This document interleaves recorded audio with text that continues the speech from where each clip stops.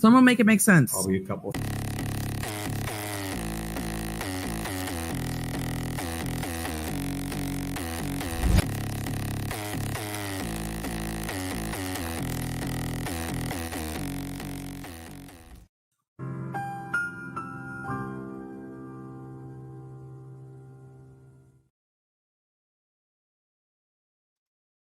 Good morning, everybody. Happy Saturday. Let's get some music going. We are here bright and early, night driving. Today's morning driving, I suppose. It is nice and sunny here, although it's freezing for whatever reason. It's like in the 40s, so it's like almost winter again. So that's fun. So last night we attempted to cover this hearing, and it got a little bit disrupted by all the goings on also in Idaho, but with Chad Daybell, and waiting for potentially the jury to come back with the sentencing for him regarding LWOP, life without parole, or the death penalty. And they stayed late, and they did not make a decision. So they will be continuing today, starting at 8:30, which is where I live. It's 10:30. So we will probably still be covering this hearing at that time when they reconvene, but when things happen there, we will pull that up when there's anything noteworthy, especially if they come back with a decision. We will pause everything and watch that, so that nobody feels like they're missing it. So that's basically what's going on today. So we're going to cover this hearing that happened on Thursday. And first of all, we are going to cover the recently filed court documents that were filed actually right before this hearing. They were filed on the 28th, but I think they came out maybe the next day, or the day, I think they came out actually the day of the hearing, which was May 30th. So that's what we are going to do first. So let's take a look. Let me pause our music here. And here we go. So let me make it bigger. That's what she said. All right. So this was the first one. This is a motion, a defense motion to seal the second supplemental response to defendant's fifth motion to compel pending hearing. Oh, wait, you can't see my cursor. Hold on. Hold on just one sec. Let me change it so that you can see my cursor. Hold on just a second. I don't know why I have to do entire screen. Okay, then it'll let me, I believe. Aha, yes, excellent. Now you can see. All right, so motion to temporarily seal second supplemental response to defendant's fifth motion to compel pending hearing. Now remember, we don't know exactly what specific information pertains to the fourth motion and the fifth motion, like which is in which, etc. However, we do know from previous hearings that the IDG material is part of the fifth motion to compel. So, as expected, we know that that section of that portion of the hearing was closed. My guess is that this is in reference to that, right? Because what is the discovery, right? What are they compelling? They're compelling discovery, a motion to compel. So this is asking the judge. Like the fourth and fifth motions to compel, those are asking the judge to compel the prosecution to turn over certain elements of discovery. So the way it starts is you start with the request for discovery, which I believe you'll see that mentioned somewhere in here. And they start with a request, and then when that doesn't happen and that's not getting them where they need to be, then they go ahead and kick it up a notch and file a motion to compel, where the judge then, compels them basically. Gives them a little motivation, as it were. So it's for the documents. And as we know, part of the trouble with the IGG is that in the documents, there are names mentioned of, private citizens and whatnot. And so that's what we've heard them discuss before in terms of why they want those portions of the hearings to be closed to the public and also the documents to be sealed. All right, so come now, the state of Idaho, actually, sorry, this is not the defense, this is the state. Come now, the state of Idaho, by and through the Latah County prosecuting attorney, and hereby moves the court pursuant to Idaho Court Administrative Rule 32G1. So we've covered ICAR extensively in previous live streams. I believe it was maybe not the hearing from the 23rd, but the hearing before that. We covered ICAR extensively. And that's what they're citing, as they have before, to have these documents, this discovery, sealed. And Idaho Code 74124 for a temporary order sealing second supplemental response to defendant's fifth motion to compel herein because release or disclosure would, 1, interfere. So these are citing straight out of the rule because we covered this and I remember. So interfere with enforcement proceedings. 2, deprive a person of a right to a fair trial or impartial adjudication. And that was an odd one. I remember commenting on this before because that's usually what the defense would cite. Like the state does not have a right to a fair trial, only the defendant does. So it's almost like the prosecution in a way is like misappropriating the defendant's Sixth Amendment right, but whatever. Oh, and look at this. We have 1, 2, 2, 3. Interesting. So let's call this one number 3. Constitute an unwarranted invasion of personal privacy. Now that again has to do with the private citizens whose names would be mentioned in regards to the IDG. And 4, disclose the identity of a confidential source and or, and this should be number 5, and also now it's zoomed in. All right, disclose investigative techniques and procedures. The undersigned seek this protection pending a hearing on the matter, wherefore the state respectfully they're praying that the court seal from the public disclosure the second supplemental response to defendant's fifth motion to compel herein under the provisions of, again, ICAR Rule 32 and Idaho Code 74-124. And Taylor has confirmed that the defense does not have an objection to this motion. So there you go. All right, so that was the motion. Now let's see, here's the order. And this is, was to be expected, but this is from Judge. So temporary order sealing second supplemental response to defendant's fifth motion to compel pending hearing. Based upon the state's motion to temporary seal second supplemental response to defendant's fifth motion to compel pending hearing filed herein, and no objection from the defense, the court does hereby confirm and order that the second supplemental response to the defendant's fifth motion to compel exempt from disclosure and are sealed pursuant to ICAR 32G1 for the reasons stated in the said motion and until a hearing can be held on the matter. And I think that's Judge's handwriting here. Okay, so, and that's that. So those are the most recent documents. Actually, I haven't checked yet today. Let's just double check and make sure that there hasn't been anything else coming out. Let me do this real quick. Pull my, okay. So I'm going to go ahead and check while we enjoy these pictures. Hold on. Sorry, guys. All right, here we go. I'm just going to double check, make sure there's not anything else while, and actually let me get our music going again while I check on this, just make sure we don't have any new court filings.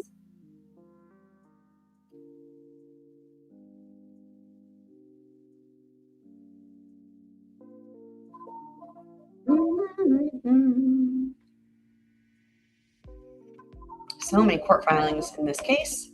It's a lot. It's kind of crazy.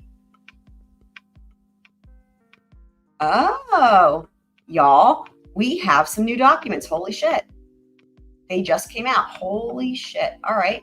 Let's cover those as well then. That's a fun surprise. Holy mackerel. Okay. Okay.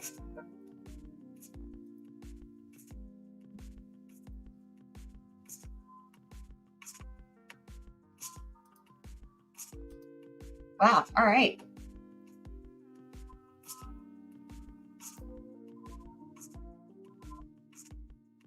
All right, let's take a look. Let me pause our music here and share my screen. Wow, that's a fun surprise. All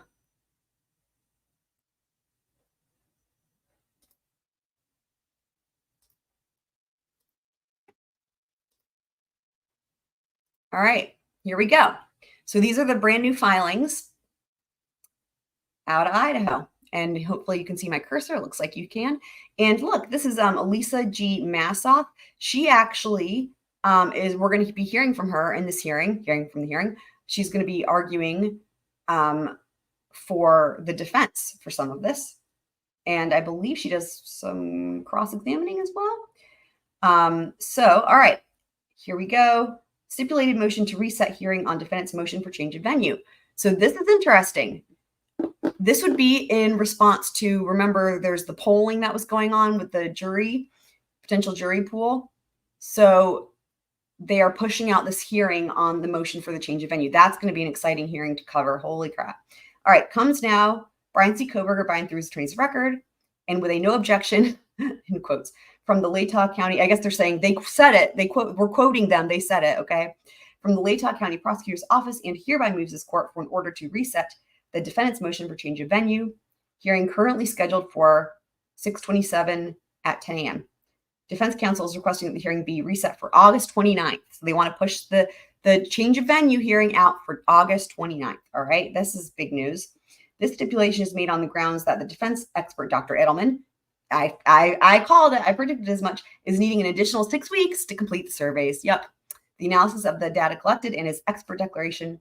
Counsel for Mr. Kohberger, along with the counsel for the state, agree that the defense disclosures will be filed by 7/22/24. The state's disclosures will be filed by 8/12/24, and any reply by the defense will be filed by 8/19/24. So the disclosures would be if they're going to have an witness come and testify at this hearing is that's what I would imagine. That's how they've handled that in the past, because they've gotten kind of fussy, for lack of a better word, when those witnesses weren't disclosed in a timely fashion. So let's take a look at the order. All right, here we go. All right. So this is from Judge order to continue hearing on defendant's motion for change of venue. This court, having before it the stipulated motion to continue hearing on defendant's motion for change of venue and good cause appearing now, therefore, is hereby ordered that the motion for change of venue hearing currently scheduled for June 27th will be vacated and reset for August 29th, 9 a.m. And then this is just citing exactly what they requested in the motion with all this, with the disclosures. So, and there's his signature again, and there you have it. So now we are completely up to date. Those, like I said, were only just filed. So the way that we take a look at that is from this Idaho cases of interest page. And of course, right under all of BK's documents is Chad. I wonder if there's anything here in regards to him, all the shit he just waived recently, like not pulling the jury. And I mean, probably not, but just to look and see. No, there's nothing recently there. Those most recent filings, I believe, have to do with that random attorney that popped in and tried to fuck shit up earlier on in the trial. So, all right, so there we go. So we have all that. So let me pop back over here and we will go back to our video. They keep changing up these funky beats, man. I love it. So, and while I've got this open over here, I'm going to go ahead and have it ready for, I mean, like this is way ahead of time, but for Chad, just go ahead and get this ready so I don't forget.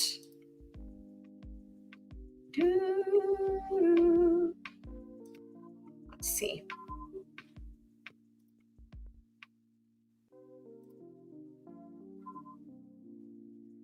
I don't even think it's listed yet for like upcoming. It's probably too soon. So they said 8:30, so that's 10:30 here. Okay, I'll just keep an eye out.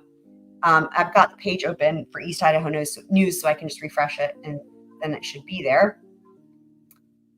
It's so crazy that Nate is at CrimeCon right now and like not there. That's got to be tough for him, I would imagine, because he's been following this since the get-go. So, all right, let me go ahead and pull up our hearing.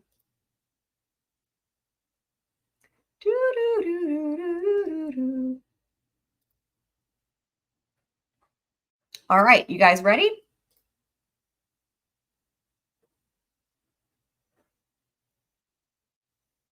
Here we go. All right, from May 30th, the defendant's fourth and fifth motions to compel.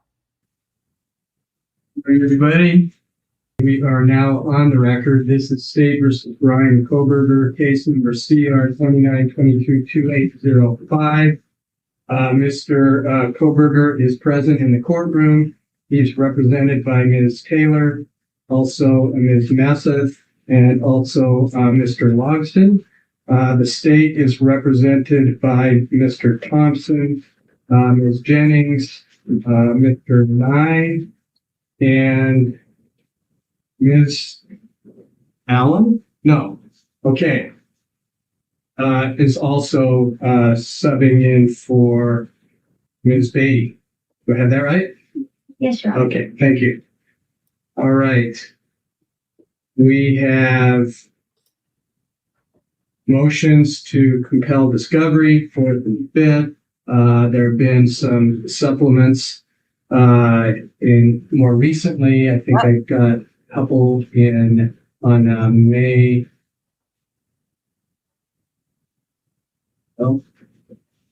28th, I believe. So we need to sort that out. That's going to be in the morning, and that is open, obviously. And afternoon, starting at 1:30, we're going to address genetic genealogy. I think that's the plan. Okay, so starting with you, Ms. Taylor. Thank you, Your Honor.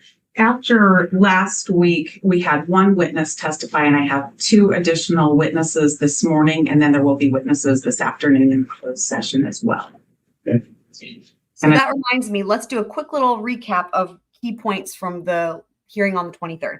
So for anyone that missed it, the deal with that was there was one witness from the 23rd who would have testified today in this hearing, but that witness couldn't make it. And so to accommodate that witness's schedule, they just heard that one witness on the 23rd. It was a much shorter hearing. I think it was like 45 minutes or maybe less. And they just heard from that one witness. It was the lead detective, if you will, from the Moscow PD who testified. And if you recall, they started out, the Moscow PD started out on their own with that case and at some point got the FBI involved. But initially, their office was trying to handle it. And as we know, it was a very small office. They didn't have much experience with homicides. So this detective had his work cut out for him, to be sure. So when Ann Taylor first started asking questions and she said, so what did you do? And he was like, I don't know how to answer that, or something to that effect. And then she was like, well, let me ask you more specifically. Did you do this? Blah, blah. So yeah. So he was like, yep, I oversaw this and that. And it's, all that. So, so she asked him a variety of questions. And right off the bat, one of the things that stood out to me at the very beginning of his testimony was that he submitted some records to them by email, like that same day, like last minute, like I believe right before the hearing, something along those lines. And so it was records that they had been requesting, and she got an email from him last minute with these records. So that was one thing that stood out. Another thing that stood out to me was that this was a big one. He didn't save his work. So when he was using the CAST program on the computer, which is like for all the cell towers and shit, which, they're relying on for the alibi, right? He did not save his work. And, I knew that was going to be a problem because, we're all taught since kindergarten, right, guys? Always save your work. Always save your work, right? And in this case, I believe he said something like it's not required or whatever, but my God, there's no reason not to save it, right? Like if you're a detective, if you're in law enforcement, I don't care what you're doing.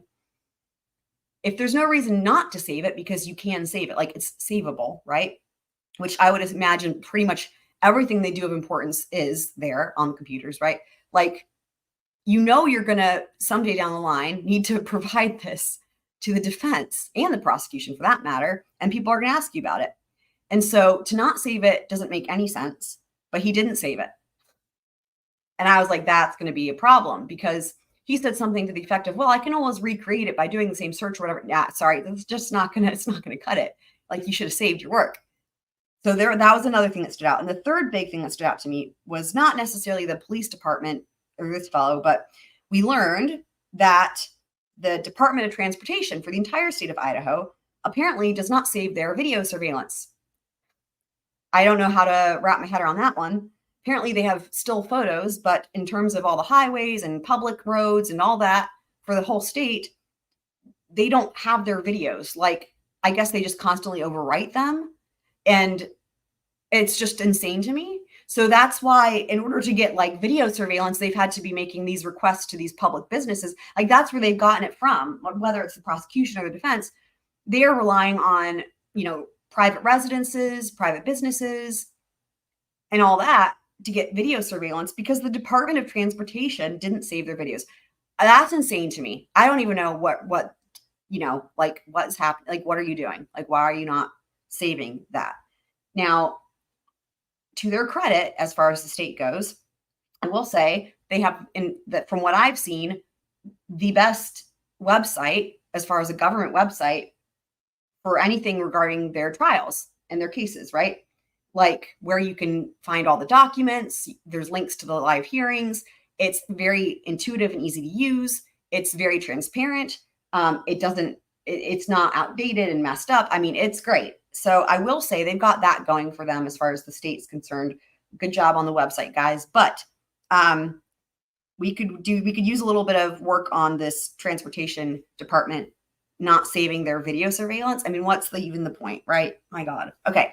So those are the main things that stood out to me from this this testimony from the 23rd, I guess exactly a week prior to the hearing that we're going to watch right now.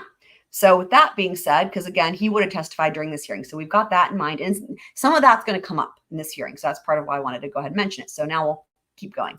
I'd be prepared to call my next witness. Okay, go ahead. Call Brett Payne. Okay, thanks, sir. All right. Please come forward. Raise your right hand. Do y'all remember Brett Payne? I feel like there was so much going on that people kind of, and was Karen Reed happening that day? I'm sure Chad was. Brett Payne, I feel like there would have been a lot more people talking about this hearing because Brett Payne is the fellow who wrote the affidavit. He signed that and wrote that affidavit. So he's an integral part of this entire thing, this entire case. And we are going to hear from him in this hearing. I don't think he's been in any of these hearings yet. So this is a big deal because he's being called by the defense. Now, I will also say, well, actually, let me go ahead and get into this and then I'll explain something as we go. You solemnly swear that the testimony you give in this case shall be the truth, the whole truth, and that's the truth under penalty of perjury? I do. All right, thank you, sir. Please have a seat. And then when you're seated. All right. So the way I have this labeled up at the top says direct examination defense. So this is the hearing, obviously not a trial, as we know. So, but the way it still works is because if for the hearing, it's similar to a trial in the terms that whoever is the moving party, right? The moving party is direct. So here, the moving party is the defense because they're the ones who made the motion to compel. They're the motion, right? So they're the moving party. So they made the motion to compel. And so that means they're the moving party in this for the sake of this hearing. So it's kind of funny because here, whenever we see direct examination, it's actually going to be the defense, and cross-examination is going to be the state, the prosecution. So that's why I have it labeled because we're all used to it being kind of the other way around. And also you'll notice that I have put for each witness their actual name down in the bottom corner where on the Zoom, it just says, I don't even know what it says, witness stand or something like that. Doesn't have any labels. So I'm putting the names of the witness down there so we can know who's there and who's talking. But this is Brett Payne, Moscow PD. And again, this is the individual who was responsible for the probable cause affidavit. Please state your name and spell your last. Name is Brett Payne, last spelled P-A-Y-N-E. All right, thank you, sir. Ms. Taylor. Thank you. Good morning. Morning. Will you tell us your occupation? I am currently employed by the Moscow Police Department as the detective corporal. What experience do you have prior to Moscow Police Department? I was served in the military for 6 years. 3 of those were as a commissioned officer in the military police corps. How long have you been with Moscow Police Department? 6 years. We're here to talk about the case of the state of Idaho versus Bryan Kohberger. Have you worked on that case? Yes, ma'am. What is your role in that? So if y'all remember, he's been there for 6 years. Remember, there was a lot of talk about this because at the time when this happened, the murders, he'd only been there for 4 years. And he's the detective corporal. So yeah, and I believe he was like the first on the scene as well. And that's why he was responsible for writing that affidavit. Case. I was assigned as the case agent for Right Moscow here. PD for that investigation. Yeah, there you go. Does case agent mean you're the person in charge? Yes, ma'am. If I called There you you the go. lead detective, would that be a term that means the same thing as person in charge and Yes, case ma'am. agent? Yep. Okay, thank you. What were your general responsibilities as the lead detective in the case? So when I became case agent, I was assigned to work the command post that was established at the Moscow Police Department, along with my partners in Idaho State Police and the FBI. We managed the command post and directed the general direction of the local investigation. Would that mean you would be a person to write warrants and affidavits in support of warrants? Yes, ma'am. Did you conduct or direct interviews? Yes, ma'am. And did you search for a suspect? Yes, ma'am. Were you the go-to person of the person in charge for evidence that would be brought into Moscow Police Department to support the case? No, ma'am, I was not. Who's in charge? That would have been our evidence custodian. As the lead detective, were you aware of the evidence that would be under the control of the evidence custodian? Not entirely. I was made aware of basically the most pertinent evidence that was coming in, but I was not aware of every single piece of this. Okay.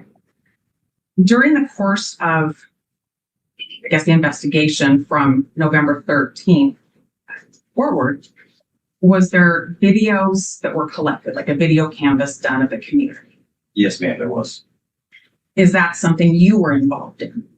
No, ma'am, I was not involved in the direct collection of those videos.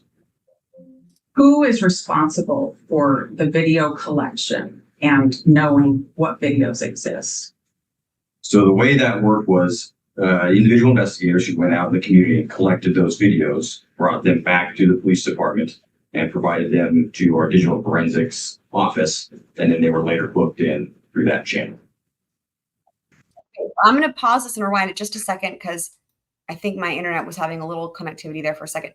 But this is important because they're talking about this is like the initial steps to get leads, right? The canvassing. But I was not aware of every single piece of evidence that was brought into those. Okay. During the course of, I guess, the investigation from November 13th forward, was there videos that were collected, like a video canvas done of the community? Yes, ma'am, there was. Is that something you were involved in? No, ma'am, I was not involved in the direct collection of those videos. Who is responsible for the video collection and knowing what videos exist? So the way that worked was individual investigators who went out in the community and collected those videos, brought them back to the police department, and provided them to our digital forensics office, and then they were later booked in through that channel. So the digital forensics office would be the responsible entity to receive these pieces of video surveillance. Is that right? Yes, ma'am, I would say it was a dropping off point for those pieces, yes. And who is that person? That was a joint effort between Detective Mallory and several people within the FBI. And Detective Mallory is who we heard from last week on the 23rd. Which people within the FBI? I do not remember. Detective Payne, I'm asking because last week, Detective Mallory told us that he wasn't in charge of these videos. And I need to know where they are. Do you have any idea who the FBI agents are that were also in charge of this? And we could certainly find that out for you, yes, ma'am. I don't know off the top of my head. Wow. So again, the point of this is a motion to compel. So she's like, we don't have these videos. The prosecution doesn't know. We need to know where they are so we can get them. Remember, there's been a number of items that they've been seeking since the inception of this entire case that a lot of it, the prosecution is saying they don't have it. And some of it, they were able to work to get it or whatever. Like, again, this is kind of a last resort to bring him in, because if everybody's saying, oh, this guy had it, no, this guy had it, it's like, but then that person says they don't have it. It's like, well, we need to know where it is so we can get it. Like, this has to happen. But it's interesting to me that he says, well, I can certainly reach out and get that for you. It's like, well, then why? But again, I suppose one could say that's why this exists as a last resort, where you have a hearing like this, because it seems crazy that it should come to this to turn this shit over. But he's like, yeah, I could, it kind of reminds me in a way of like an Alex Murdaugh. They tried to get that OnStar data, but lo and behold, in the middle of actually towards the end of trial, somebody watching was like, hey, I can get that for you. It's like, what, so who knows, but he says he can get it. So we'll see. Okay, well, I'm going to need to do that. Let's talk a little bit about what surveillance is out there. These were cameras from different businesses. Is that right? Yes, ma'am, as well as some private residences. Let's focus on the businesses for just a minute.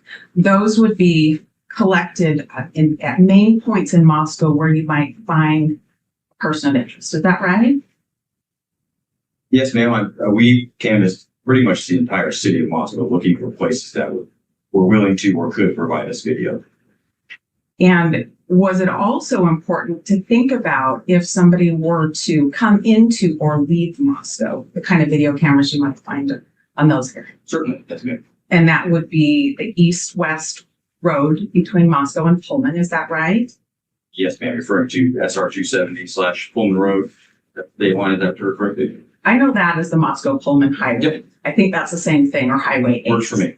And that goes from Pullman out towards Troy in that area. Yes, ma'am. Okay.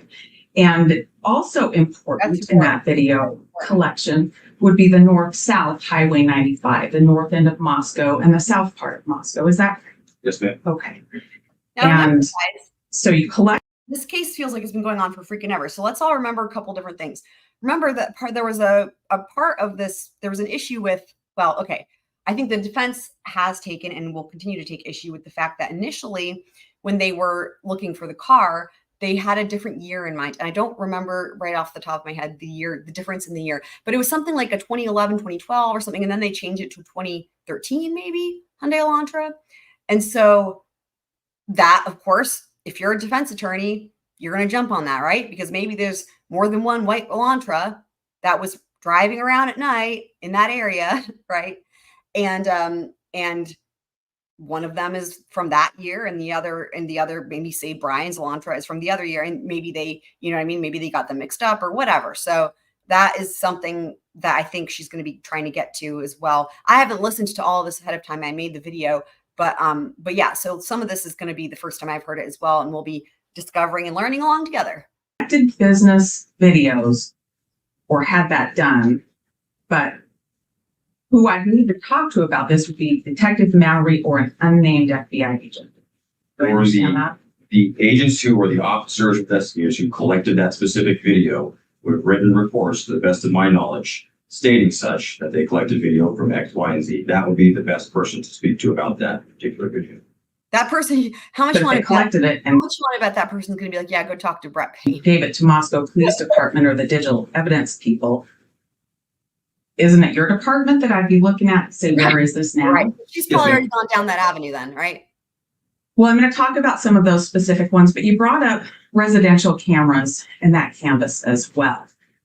Are you talking about things like Ring cameras? Yes, ma'am. Ring cameras and other sorts of private security systems that people may have had. Ring cameras have a way of sending out a notice to Ring camera owners to check their data. Is that right? I believe so. Was that done in this case? I do not remember if that was done or not. You don't remember? Are you What? familiar with some of the Ring cameras or home would surveillance That videos information before in they this say? case? Yes, ma'am. In particular, I think your affidavit talked about one on Indian Hills Road. Do you know what I'm talking about? Yes, ma'am. I do. How did that camera come to your attention? I believe Detective. That I believe is that camera, the one that the famous footage that we've all seen at this point. I believe that's what that is. It's like perpendicular maybe to to King Road. And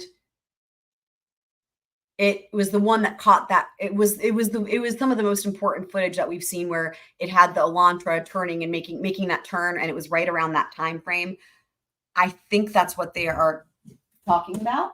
Let me back it up one more time so I can hear the name of the road, and then I will look it up on a map and just confirm it, but I'm pretty sure. Like Ring cameras? Yes, ma'am. Ring cameras and other sorts of private security systems that people may have had. Ring cameras have a way of sending out a notice to Ring camera owners to check their data. Is that right? I believe so. Was that done in this case? I do not remember if that was done or not. Are you familiar with some of the Ring cameras or home surveillance videos in this case? Yes, ma'am.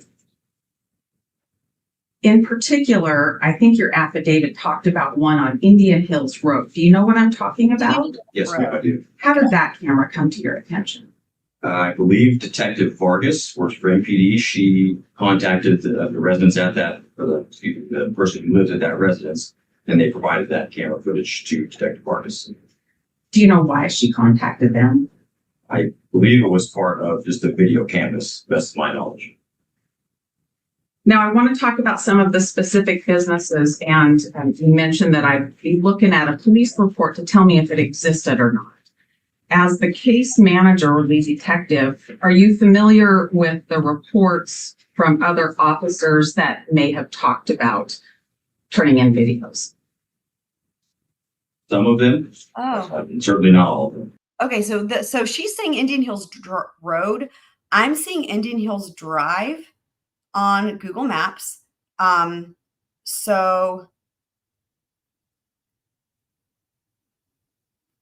And it's right, Indian Hills. Okay. Lorian Lane, hold on. Maybe what I should do is actually pull this up and share my screen. I'm on my phone right now, just looking. So there's Walenta Drive. Oh, Walenta Drive, I think, is what I was thinking of with that footage. Okay. That's Walenta Drive. Okay. So Indian Hills Road is, or Drive, she's calling it Road. Well, let me show y'all. Let me do, hold on. Let me pull up Google Maps. And then I will share my screen.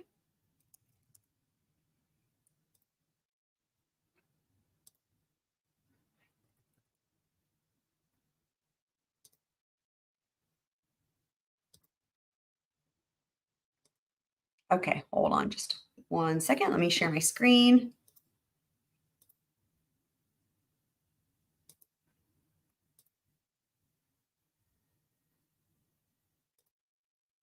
Okay, so, oh, hold on. Let me pull this down.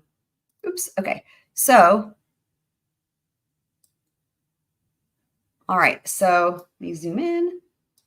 So guys, so here's the house right here. And here's Walenta Drive. So that's what I was thinking of. I just forgot the name of it. That's where that surveillance footage I was thinking of is from. So here's where she's talking about, she as an Ann Taylor. She's calling it Indian Hills Road, but says Indian Hills Drive. Of course, it could be anywhere, right? I guess it turns into Rose Street, but look, it keeps going actually. It keeps going down here until it meets up with Mountain View Drive. And I think she was just actually referring to that. So perhaps this would be important as in if this was the highway, right? And then this would be the road that he took in order to get over there, right? So I'm thinking that's the significance of this road. But yeah, so now we have an idea. And Google Maps said it takes 5 minutes to drive there. So, all right, let's go back to the video.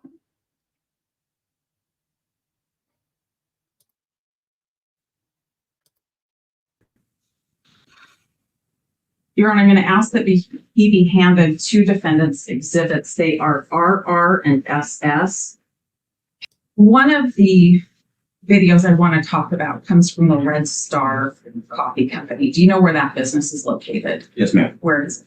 That's on Pullman Road and right next to the Stinker Station. So the Pullman Road that's also known as Moscow Pullman Road that within the city of Moscow? Correct. Okay. And if you look at Exhibit RR, and if I can draw your attention to on page 2 to paragraph 9 and page 3, paragraph 9 continues over there. Based on your review of that, am I correct in believing that the Red Star surveillance video was collected and given to Moscow Police Department? It reads that way. Yes, ma'am. Where is it? I do not know. Who do I ask where it is? That would be through the evidence custodian and MPD. That'd be my best direction for you. So I need to go to the evidence custodian and ask him to bring all of the videos out so I can watch them all to see if that one exists. Yes, ma'am. All right. So while that's happening, I'm going to pull this up. I should have just left this open. All right. So this Red Star coffee. So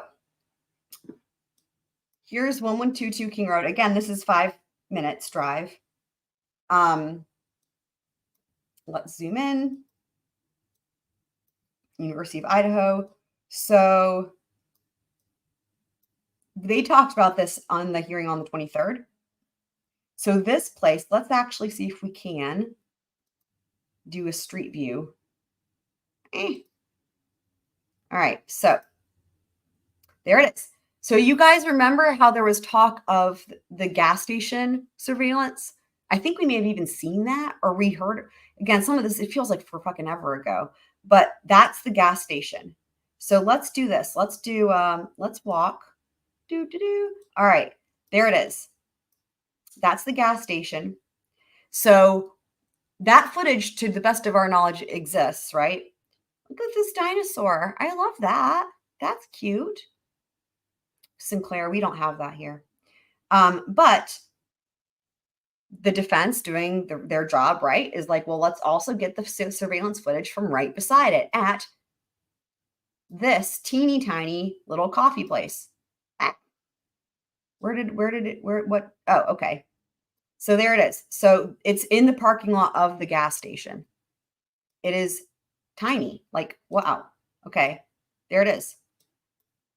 Right here. So that's the coffee place that has surveillance cameras, and that footage exists. It wasn't overwritten, unlike the Idaho Department of Transportation. This looks like a sign here, actually, for the University of Idaho, which we actually have that on my intro presentation with all the different pictures. We have the picture of that sign. So, yep. So there it is. It's just, and there's the dinosaur. So we can orient ourselves that way. So Stinker Stores is a funny name, huh? All right. So now that we understand what that is all about, let's go back to the hearing. How many hours of videotape do you think have been collected? A lot. Thousands? Yes, easily. Detective Payne, I want to look at Defendant's Exhibit SS now. Don't put RR away. I think we might go back there in just a minute. But SS, if I can draw your attention to paragraph 1, would I be correct in believing that I should be able to have a videotape from a place called Mundy's Machine? Yes, ma'am. Where's Mundy's Machine? I don't know where Mundy's Machine is, ma'am. Mundy's Does not sound familiar to me. Mundy's Machine. Okay, hold on. Can you see the address that's also listed in paragraph 1? Yes, ma'am. Does that help you know where Mundy's Machine might be? Mundy's It'd Machine. be south of Moscow city limits, if memory serves, but Oh, that's the Mundy's. best All right. I found it. Know where this particular numbered address on South Main might be? No, ma'am. Well, let's go back to, let me ask you this. Who do I ask where that video is? Restate what I did before is go through the evidence custodian at Moscow PD. Let's go back to RR for a minute. And if you can turn with me to page 4. Wow, this And there we're talking about 4 different businesses all within the city of Moscow. Is that right? That is correct. Oh. And those are on Main Street in Moscow. Is that also right? Yes, ma'am. All right. And if, So I've got this Mundy's machine pulled up. It's not much to look at. It looks like it's kind of out in the middle of nowhere, but it's only 4 minutes from 1122 King Road. It's just that it's like, I guess the other direction, like it's just out on the highway. I'll show y'all just in case you want to see, just because, you know, I know it's nice to have a visual. So let me share my screen again. And I also realized that I don't usually stream at this time, and I just didn't really, this was only because of the disaster last night, because of getting disrupted by waiting for Chad. And I was like, I don't know when I'm going to do this. And so I was like, I'm just gonna do it early in the morning. And that way I can still do the recap for Karen Reed tonight, because I have stuff going on all day in between and all day tomorrow. So, but what I was going to say is that I always do really detailed timestamps. So for everybody who's catching up on replay crew, I'll have really good timestamps for everybody in the description. And I will also do timestamps for all of these places that we're doing map time for. I usually call it field trip. So field trip to Moscow, Idaho. So let's take a look at this welding place. So Mundy's. That's why the name was confusing. I was like, she's saying money or Monday? It's kind of a combination of both. So let's do some street view.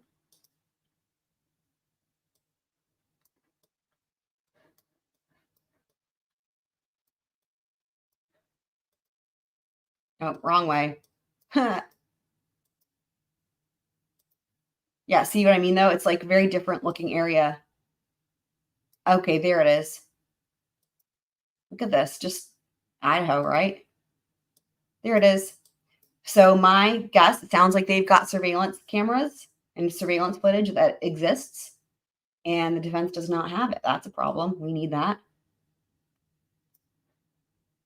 By we, I mean everybody, right? We all deserve to know what's on that, and so does the defense. Like, legally speaking, they are entitled to it. Look at that nice hill. Oh, what's funny is, look at, there's like these little, hold on, let's go take a look. There's like those trees right there in the middle. It's like a hairdo, like a fancy decoration on top. Faster. Google decides the speed limit when you're doing these field trips, huh? Can we go up there? Oh my gosh, I want to go up there. Wow, interesting. I wonder what the deal is with that. And why are there no other trees? Like here, there would be trees everywhere. Oh, there's one of those speed limit sign things. Or I guess it could be construction. Wow, that is very interesting. I want to know what's going on. Can we go up there? Is there a road? On the road again. I don't know what. Right. Is that even a song? I don't even know. There's some driving music. I guess I could have put night driving on, but this was not planned. This is spur of the moment, spontaneous. See, I actually love road trips. Oh no, that's interesting. Changing weather. Actually love road trips, and like I would totally want to drive up there and see what this is. Well, we're getting close. Why does it look like it's farther away? That doesn't make any sense. We should be getting closer. Interesting. Okay, there's a road, but that's going to take us over there. You want to go to the hill. Aha, is it back beyond this area? Oh, interesting. So it looks like it's accessed over here by like a path that they just sort of like made with like a four-wheeler or whatever. It reminds me of Murdoch. Like, interesting. What the heck? Looks like maybe they're growing something up there, but then the trees part is weird. So I guess it's not a house with trees around it. Oh wait, there's a fence. Aha, hold on. See, this is why we investigate, because here's a road. Interesting. Okay, let's just see. Can we go down it? Oh, wow. All right. Can we go? Can we go? No, they won't let us go. Gosh darn it. Wait, here's another road. Hold on. One last try. You know, the things that we have found. Look at this. Can we go down here? Wow. Well, let's go. That's wild. like even in South Carolina, in the middle of fucking nowhere, Murdoch territory, roads that were not even gravel, not paved, just like those muddy dirt roads back in the fucking swamp. It let us go down all those roads, and we've discovered all kinds of fun things, but it will not let me go down this road, which is crazy. It must be private. Let me see what happens if I try to read the sign. I wonder if it's a private road.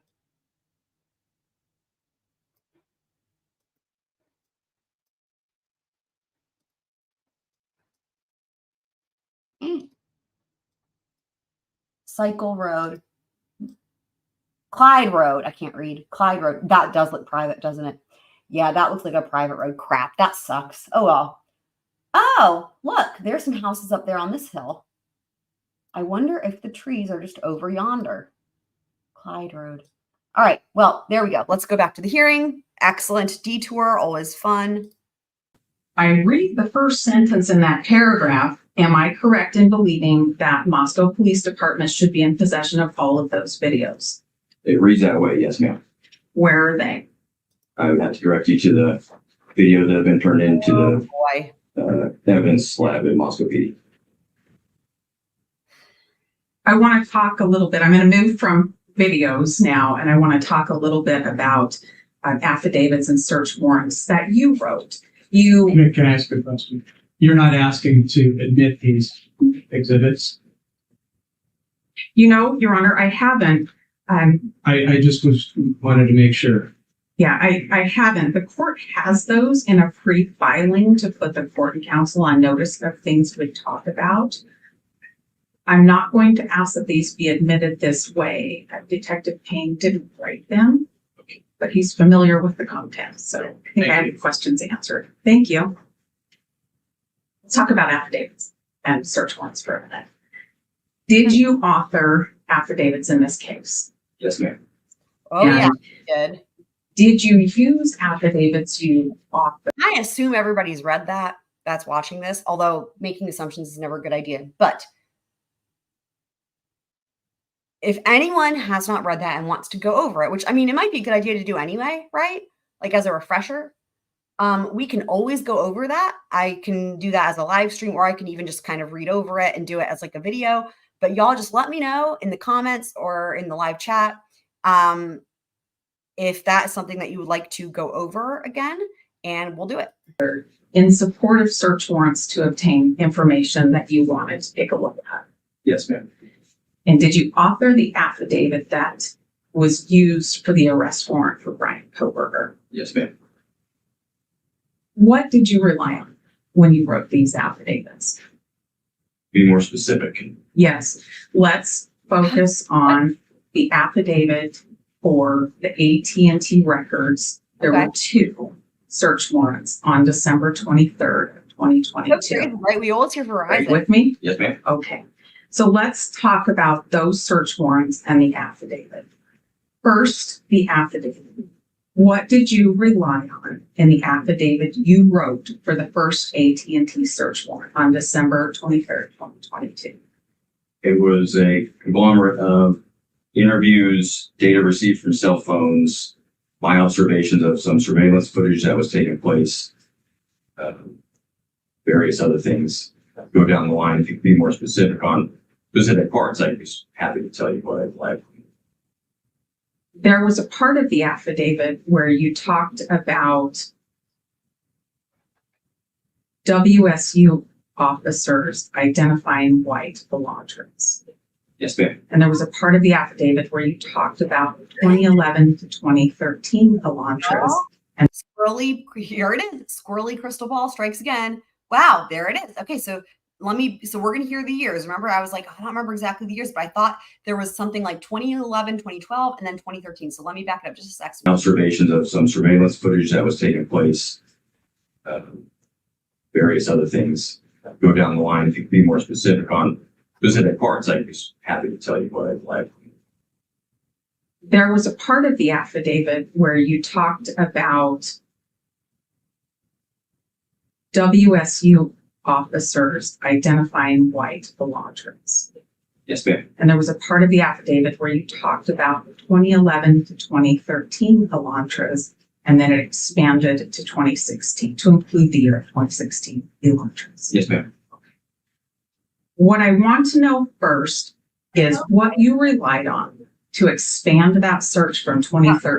So I was right with the 2011, 2013, but the part I didn't realize they went up to 2016. Yeah, that is a much more recent car. To include 14, 15, and 16. Yeah. That information was provided to FBI Special Agent Imel. He's a vehicle identification specialist. He used snapshots from the Now, this is new information to my knowledge. We haven't heard the ins and outs of how this happened. previously mentioned surveillance videos. And that was his determination on the types of vehicles we should be looking for, rather the year range we should look for. It would be in his report, would be more specific, but that was what I based the affidavit off of, that portion of it. I understand as far as when we get to 2013, but when we go beyond that, what did you rely on to get beyond that? Mm-hmm.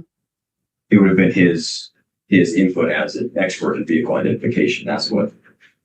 You know what I think she's She's like, getting at? You know what I think she's getting at? Here's what I think she's getting at. And this makes sense logically, okay? If you've got an expert who's identifying vehicles and is like looking at a vehicle of interest, let's say, right? And is like, yep, it's an Elantra from one of these 2 years, like 3 years, I guess, 11 to 13. Then what made him change his mind? In other words, the way I would see this in terms of how she's probably looking at it, either he's really not all that good at his job, basically, right? Like either he made a mistake, or what she's maybe going to think or is thinking, and this would make sense logically, is that they expanded that search to include who they thought was the suspect, as in the opposite, like the wrong way around, right? Like in other words, they learned that Bryan Kohberger, this is just my speculation as to what she might be thinking, like that Bryan Kohberger, they learned that he has this White Elantra from 2016, so then they include that year, or whatever year his is, I don't even remember, but if that makes sense, so that, because it's like, yeah, it's like, how would you, like, some other information would have to come in for you to change that year, right? That range, especially with such a wide range. I guess maybe potentially if you could say, well, we initially had this particular picture, but it was kind of grainy, and then it took them time to clean it up. And then once that came back and it was cleaned up, then we could get a better look, and then we could expand the year that way. That would make sense as an explanation. But yeah, that's what she's inquiring about, is how it changed. Part of your affidavit talks about WSU officers finding White Elantras. Uh-huh. And I believe there was an officer that you had some communication with. Do you recall the date you had that communication? I do not recall the date. No. Did you have some messaging system exchange with this officer to talk about that? Yes, ma'am. Is that the only means of communication you had with this officer? No, ma'am. I believe I spoke to him on the telephone as well. When you spoke to him on the telephone, how did that relate to the date of the messaging? It would have likely been, if memory serves, it would likely been that same day. Okay. Does December 20th, 2022 sound familiar to you? Yes, ma'am.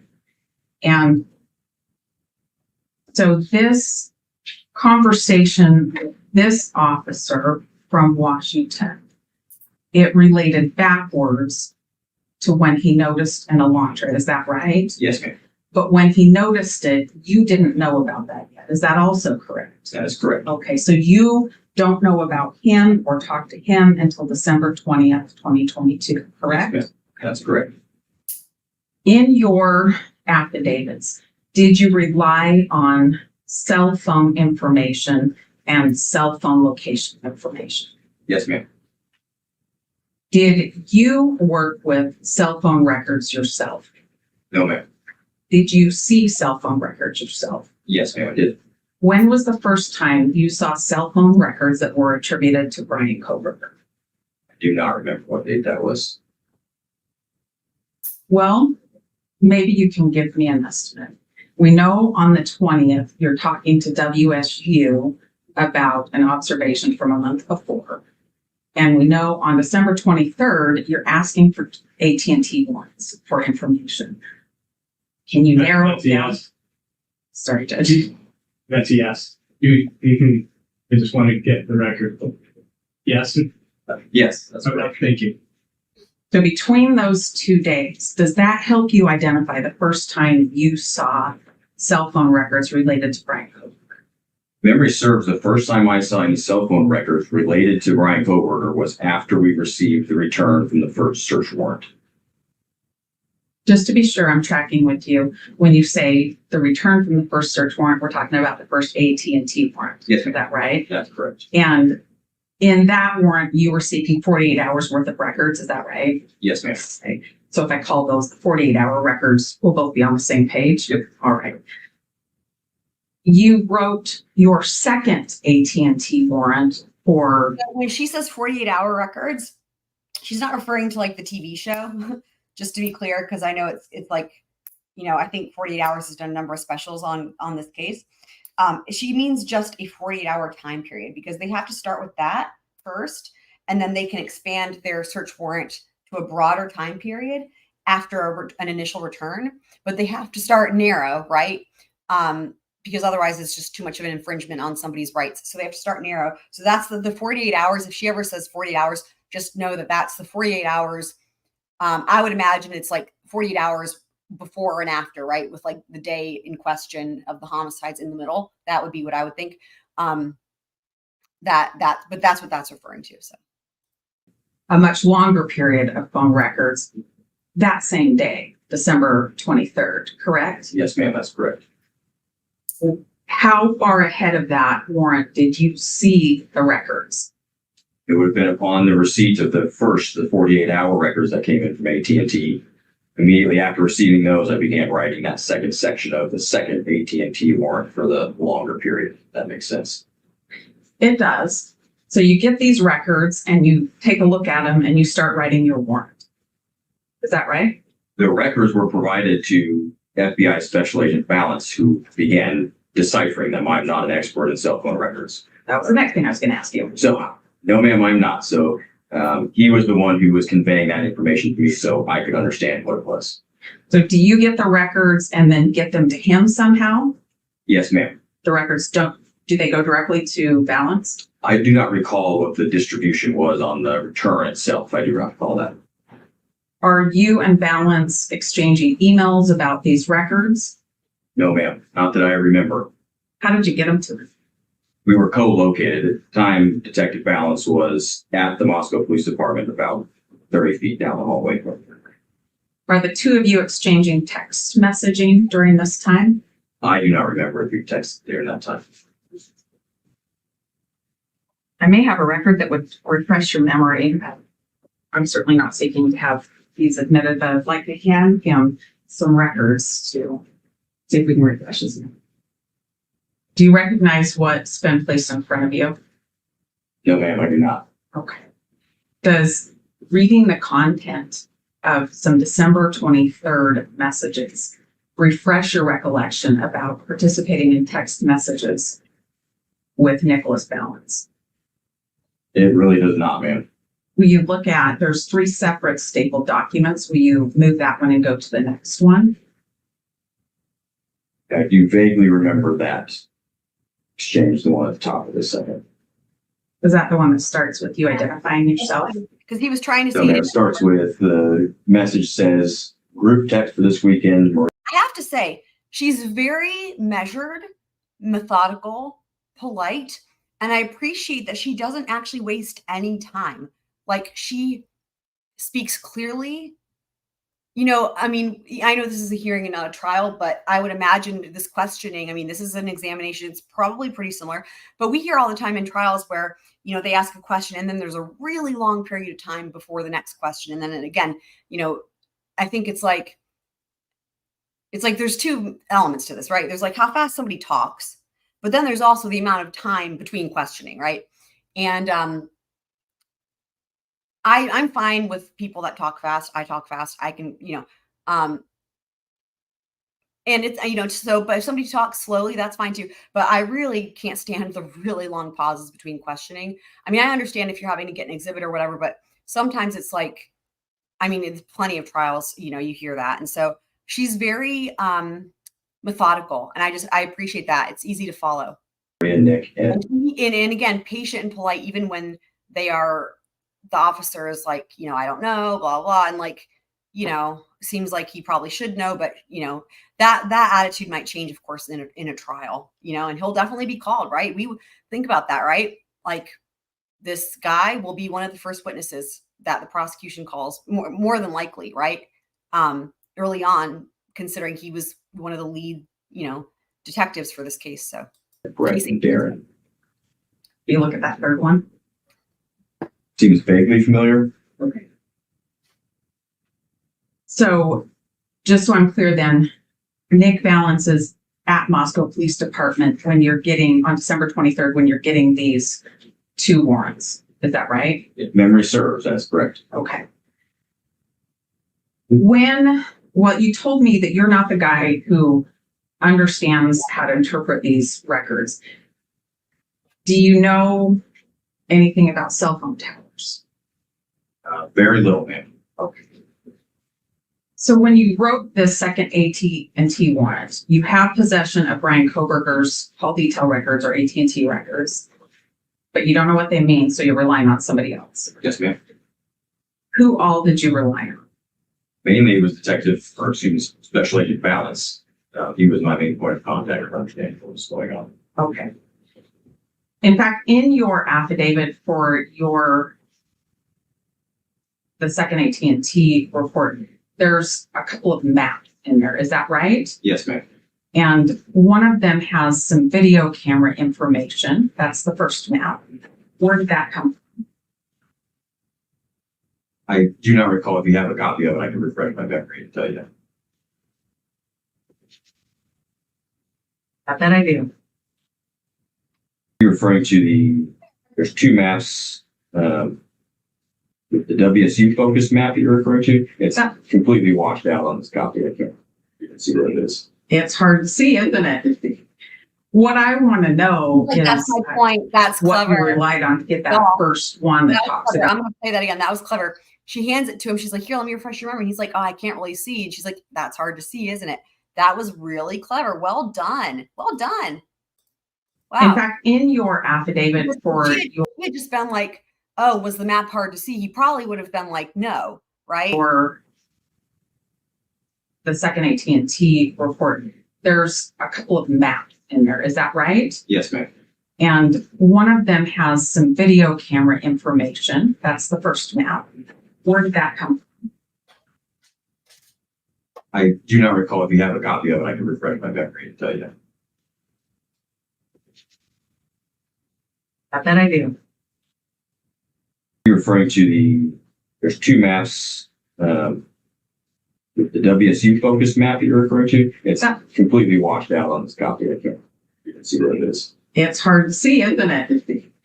What I want to know is what you relied on to get that first one that talks about WSU and the cameras. Okay, this is why we're Where'd here. you get that? Yes, ma'am. So Special Agent Rob Hilley with the FBI was also co-located with us. He was tasked with analyzing that video from WSU and the surrounding area. So it was a conversation between he and I, pointing out areas of locations where the car was likely seen on surveillance footage. And that's what I relied upon to create that map. So you created that map how? Through PowerPoint, I believe, ma'am. Memory serves. You saved your work on that? Yes, ma'am. Let's go to the next map. That one would appear to be a trail or a path from south of Moscow back towards Lewiston or back towards Payne. Is that right? Yes, ma'am. Where did you get that map? Same thing. It was just created using open source satellite imagery, and I think it was PowerPoint. Did you create that? Yes, ma'am. Where did you get the information to draw that trail? So that was used from the cell phone records referred to me by Special Agent Valance on his interpretation of possible places where someone could have driven between the location that it starts there and then back to Pullman. Okay. So you did this on some open source mapping, not anything from Nick Balance creating a visual for you. No, ma'am. I did view a draft report from Special Agent Balance to help me conceptualize this, but it did not look like this map. Where's that draft report? Right. It is, best of my knowledge, it's already been provided to the prosecutor's office through the FBI channels. Interesting. Is this the lengthy past draft report or is it a different draft report? Well, it would have to be the draft cast report. That's the only cast report I'm aware of from Special Agent Balance. So on December 23rd, are you saying you looked at this past draft report to make that map that went into your affidavit to get the second set of records? Yes, ma'am. The one that was given to us in July of last year? I don't know when you got it. Okay, the second set of records, because remember, again, they started with that smaller batch. For anyone who's just now joining us, this is the hearing that happened on Thursday. And on the stand is Payne, who, if you recognize that name, he is the individual who wrote the affidavit, right? For the affidavit, the probable cause affidavit. He is on the stand right now. This is the hearing for the motions to the fourth and fifth motions to compel. And because the defense is the moving party, they are on direct examination. So we have Ann Taylor questioning Payne. And to my knowledge, this is the first we've heard from him in a legal, setting where he's, a witness essentially, right? He's testifying under oath. So he was sworn in and he's testifying under oath. So it is, in a way, it's almost a sneak peek a little bit, in a way, right, to what we will see and hear from him at trial. So yeah. How many versions of that cast draft report have you seen? I have only seen that one, ma'am. That's the only one I'm aware of. Okay. And from the FBI, we have Agent Balance and Agent Hilly at Moscow Police Department with you. So the other thing Yes. too is that you have to think about how intertwined, when it comes to even just the PCA, right, which was what he did, the affidavit, how intertwined things like the cell phone records and the vehicles and the surveillance are, right? Because essentially the way that they, can figure out what route a car is driving is they can check video surveillance. But if it's Idaho, like it is here, and Idaho, the Department of Transportation doesn't save all the videos, then they can't rely on cameras being everywhere, right? They have cameras from public or private places. So then they might be relying on the cell phone data, right? And likewise, the reverse could also be true, where it's like, well, if you already have a person of interest, you can look at their cell phone data and then know that's where they are, and then find the surveillance footage from that location. So there's a lot of overlap there.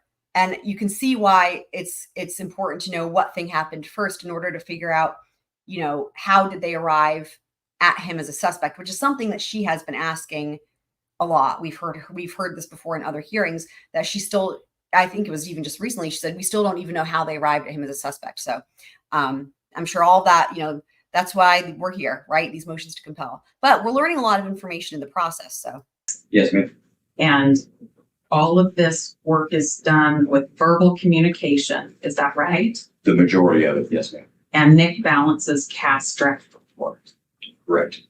And I think Special Agent Imel's vehicle identification. Yes, ma'am. Okay. Let's talk about what you were seeking to get in this. Well, let me ask this before I leave the second search warrant. Is there anything else you relied on to obtain that second search warrant to compose your affidavit?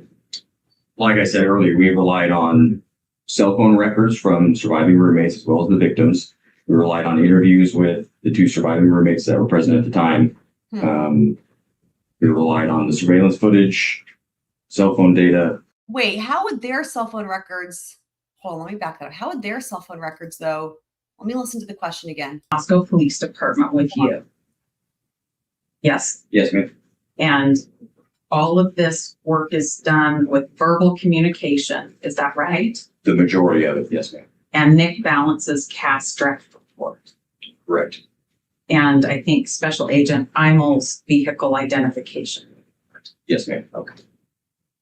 Let's talk about what you were seeking to get in this. Well, let me ask this before I leave the second search warrant.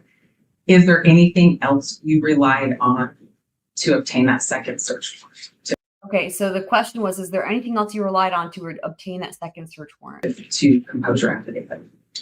Like I said earlier, we relied on cell phone records from surviving roommates as well. Cell phone records from the surviving roommates. Huh.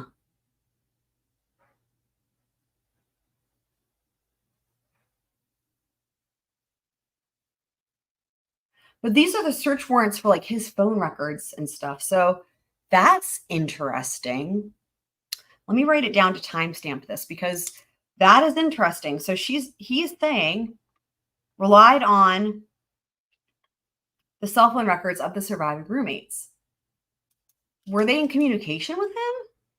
That I can't fathom that. That would be wild, right? But how else would that, how would their cell phone records aid otherwise? I mean, that is really interesting, huh? Well, the victims. We relied on interviews with the two surviving roommates that were present at the time. We relied on the surveillance footage. He said, well, let me just make sure he said surviving victims and not that. So hold on. I just want to hear that one more time. We relied on interviews with the two surviving roommates that were present at the time. Majority of it, yes, ma'am. Okay, And Nick Balance's cast draft report. Correct. And I think Special Agent Imel's vehicle identification. Yes, ma'am. Okay. Let's talk about what you were seeking to get in this. Well, let me ask this before I leave the second search warrant. Is there anything else you relied on to obtain that second search warrant to compose your affidavit? Like I said earlier, we relied on cell phone records from surviving roommates as well as the victims. Surviving roommates as well as the victims. Cell phone records from the surviving roommates as well as the victims. Wow. Wow. Huh. We relied on interviews with the two surviving roommates that were present at the time. We relied on the surveillance footage, cell phone data. I'd have to go paragraph by paragraph, but that's what jumps to mind. Of those things, are you relying on other people's work to put that all together? Yes, ma'am. Okay. I'm really curious what it is that they heard from the surviving, or what they retrieved from the surviving roommates and the victim's cell phone data that they used to extend their search warrant for Bryan Kohberger. That is interesting. Huh. Wow. Had he been contacting them? Good morning, Need Some Z's. Happy to see you. Did you hear that snippet? I can play it again. That is big news. I'm excited that there will be someone here to weigh in on this because I'm like, what the heck? Hold on, let me play this one more time. So I'll go back to her question here.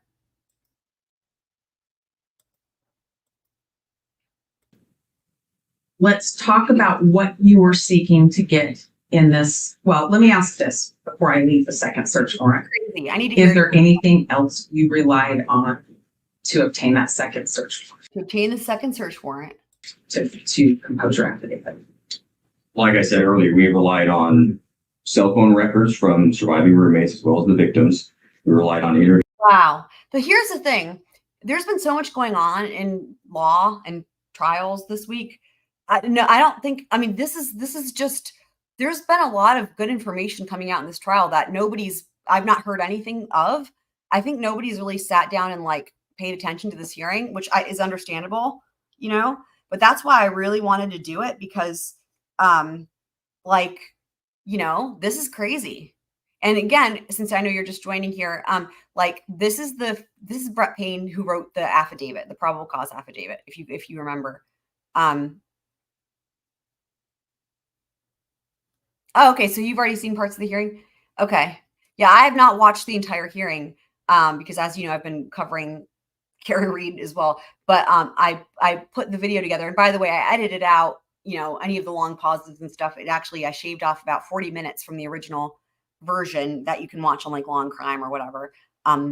So it's you don't have any wasted time on this.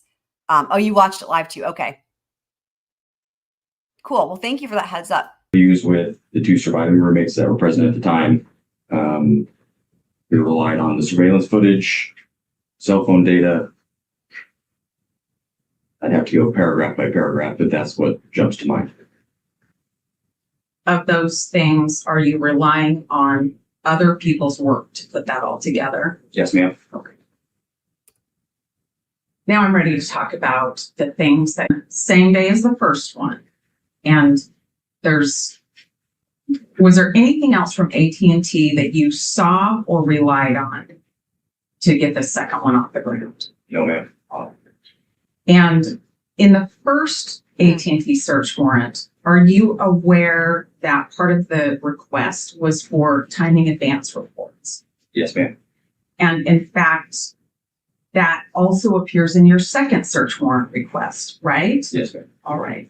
And not only do you ask for the timing advance reports from AT&T, you ask for them from several other companies, correct? Verizon's version of it, T-Mobile's version of this kind of timing advance report. Is that right? Yes, ma'am. All right. Interesting. Okay. So I'm going to just, from what I can imagine with that is that must be him communicating with other people and they have different carriers than him, right? Because we know he has AT&T, he being Bryan Kohberger, the suspect. So I'm wondering though, because she's just referenced the surviving victims and the victims, I guess the surviving roommates and the victims. I'm wondering if that's their phones. This is going to blow, like what? This will be really crazy if he actually had contact with them. Holy shit. When was the first time you saw AT&T's timing advance report? I do not recall when I first saw them. Where is it? To the best of my knowledge, all of that information from those returns has been provided to the prosecutor's office. If I tell you I don't have a timing advance report or any from the other phone companies, where do I look for them? I would direct you back to the prosecutor's office. Everything that Moscow PD received, we, in that realm, we have turned over. That is interesting. Y'all, it's so crazy. It's got to be frustrating, right? If you're a defense attorney, it's got to be frustrating. If you go to the prosecution, they're like, we don't have it. And you're like, well, who has it? And they're like, well, ask Brett Payne, ask this dude. And you ask him, and he's like, well, we gave it to them. It's got to be frustrating.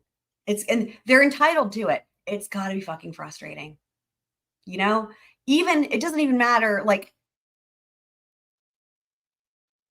who you've got as a suspect that you're defending. If you're a defense attorney, this is your job. You need this information. You're entitled to this information. It's part of discovery.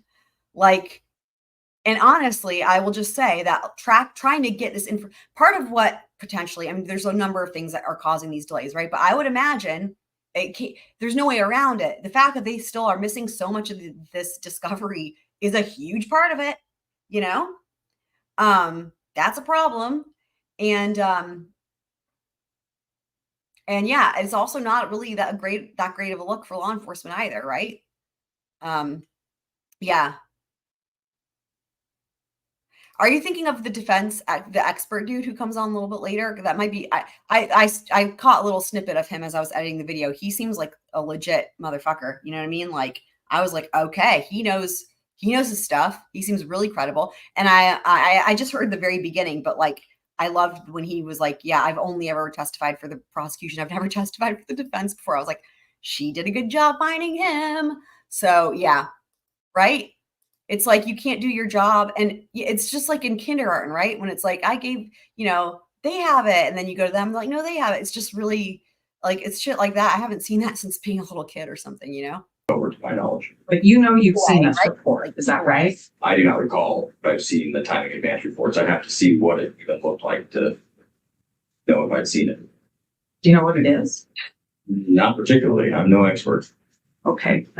You wrote the search warrant though, right? Yes, ma'am. God, no accountability. Well, how did you get the language for that if you don't know what this is? So there's no secret that I rely heavily on people who are very highly educated in these topic areas to write this search warrant. So that language was likely conveyed to me through people who know much more than myself about cell phone data. Shouldn't Who are that those be the people? affidavit though? Like I said, FBI agent Balance and Detective Mowry were probably my two. I mean, it would seem to me that if you're relying on information from other people, like the affidavit is sworn testimony that you write out, like the PCA, like, and he signs it, right? Like, I would imagine if you're relying on shit from other people, that should be in there, and they would also have to, like, you know, sign it, because that's a big fucking deal. Main points of contact for helping me with that. Oh yeah, yep, Syray. During the course of your investigation and work on the case that became the case that we're here for now, did you communicate with Agent Balance by email? Yes, ma'am. And did you communicate with other FBI agents by email? Yes, ma'am. And did that relate to the investigation of the scene and later the investigation of Bryan Kohberger? Certainly, yes, ma'am. Were those communications that assisted you in preparing affidavits and search warrants to carry out your duties in the case? I do not recall. But you recall the emails themselves. I recall sending emails to FBI agents, yes, but And- specific. So, by the way, Syray is referring to who we have next on the stand after Brett Payne. It's an expert. It's interesting. The prosecution doesn't even cross him. I mean, I can't blame them. They're probably like, yeah, well, you know, it's just, but that was surprising though, because like you would think, I don't know, man, that was wild to me. Like, I will see him And soon. receiving them? Yes, ma'am. Where are those emails now? All emails that Moscow PD is aware of have been turned over to the prosecutor's office. Your Honor, if I could have just a minute. Sure. Thank you. Thank you. I don't have any other questions for now, but I think you have a couple of exhibits on that front end. If you don't need them for us, maybe I'll take them back. Yeah. Well, hold on. Do you have any questions? Yes, I'll. Yes. And it's short from the prosecutor. Needs some Z's. Could you believe did you watch the hearing from the 23rd where we learned that the Idaho Department of Transportation does not save their surveillance videos? 50 years from now, I'm still going to be like talking about how shocked I am. Like, that is so bizarre to me. I don't even know. Hi, Black Widow. I'm so happy you're here. Yeah. Like, oh my gosh, there's already been so many crazy things happening in this hearing. But one thing we just heard was like part of how they, expanded the search warrant for Bryan Kohberger was based on the cell phone records of the surviving roommates and the victims. Like, I replayed it like a million times and I'm going to timestamp it, but like the only thing that you can glean from that is that he must have had communication with them like prior to or after like the murders, like, which is like, that's like earth shattering. Like, everything we understood was like he was stalking them, or you know what I mean, like looking at, you know, like they were all strangers, like he was watching them, but they didn't know him. Like, this is crazy. Yeah. So because last night was derailed by Chad. And it got late, and then I was like, you know what? Like, I'm going to start this really early in the morning so we can get through it, because I still wanted to be able to do the recap for Karen Reed tonight. And then I have stuff in between all day today, and then I have stuff all day tomorrow. So this was my last opportunity. But I do have the tab open for East Idaho News, so that if they go live with anything, we will pull that up. But the jury's not even probably awake yet. So yeah, there's been some crazy information already coming out. Like, that is crazy. Like, if you want to hear it, go back maybe 10 minutes or so, Black Widow, 10, 15 minutes, and you should hear. I played it several times because I was so shocked. Okay, I thought you were just stepping off, so. Jennings? All right. Thank you. Confirmation. We have Ashley Jennings. Morning. Good work. Your knowledge, have all the evidence in Moscow Police Department's possession been turned over to the state for us to discover? Yes, ma'am. And like, you don't have to, but just if you want to hear that, I'm really curious what other people's thoughts are, because this, to me, that's big news. That's big news. And like, nobody, I guess, caught it because, except for Need Some Z's, because there was so much going on that I think a lot of people didn't really watch this hearing. But I think that if people had heard it, they would have commented on that. I mean, and other stuff. This is a long hearing, and there's a lot of good information, but that already is like crazy. Have you facilitated the defense visiting MPD to review the physical evidence in this case? Yes, ma'am.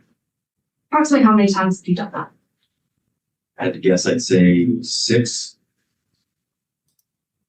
Yeah, and I see what you're saying, but the thing is that they could not glean his location based on their cell phone, their cell phone data.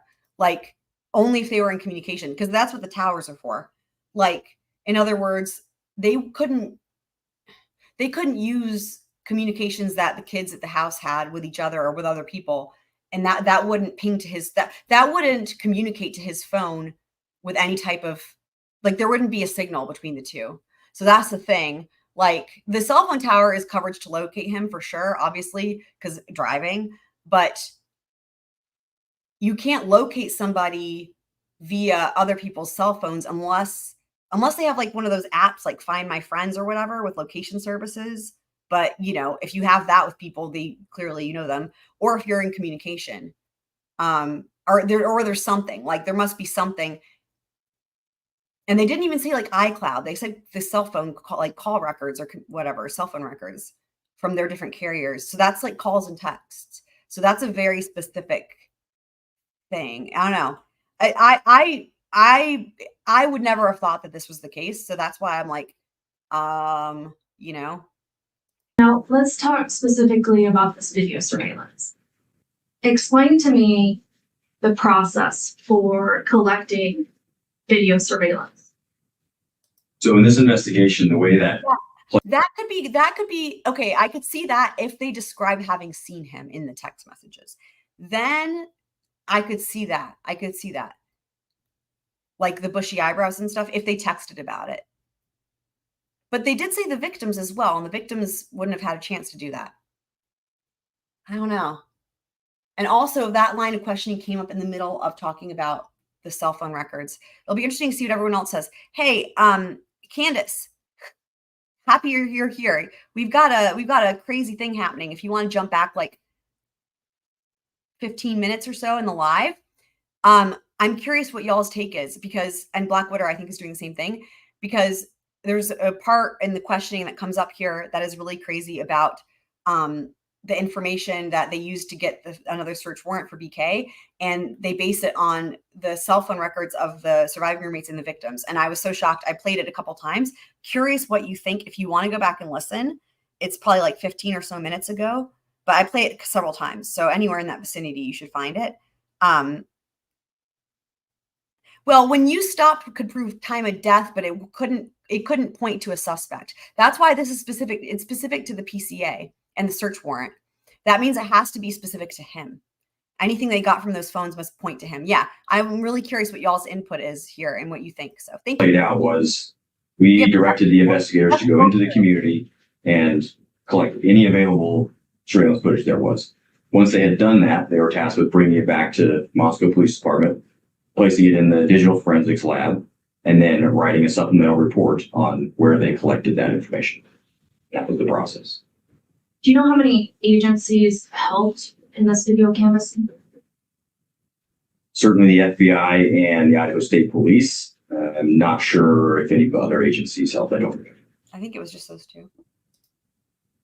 Do you know approximately how many agents were out collecting video? Easily over a dozen. I don't know the specific number, but Isn't it true that investigators collected video surveillance from approximately 79 businesses yes, ma'am. and approximately 10 residences? So let's talk about the areas that Ms. Taylor mentioned. Isn't it true that there's other surveillance video capturing the Moscow-Pullman highway, specifically on the way to Pullman? Yes, ma'am. Isn't it true we've turned over video for banks Yes, on ma'am. that highway?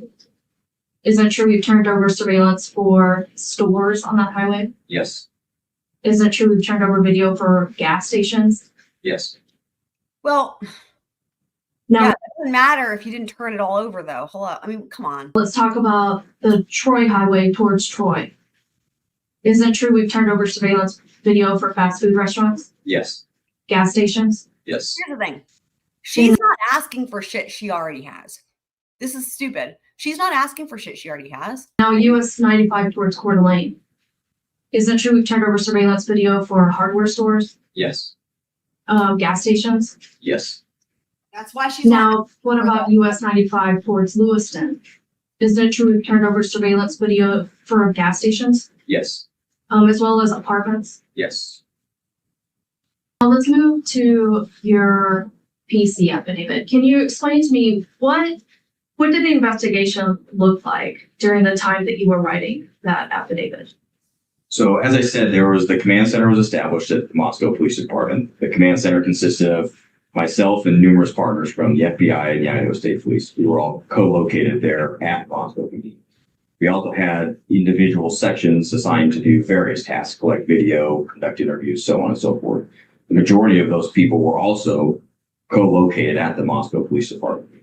So as the process for developing this affidavit began, those people would just come into the command center and relay information that was deemed to be critical or important. The reason for that was to shorten the chain of information to make sure that the folks, myself and my partners in the command post, got the clearest view of what the investigators on the ground were actually retrieving and learning as this went on. As they relay that to me, I can put that into the affidavit. And is that standard to rely on what other investigators tell you when you're applying for warrants? Absolutely. Yeah, but And is that what you did? Yes, ma'am. And is what you relied upon detailed in your probable cause affidavit? Yes. the problem is this. He Now, put talking it in about the timing affidavit and signed it as if it was his own knowledge, and that's the problem. It's fine to rely on other people, but you have to include it in the document.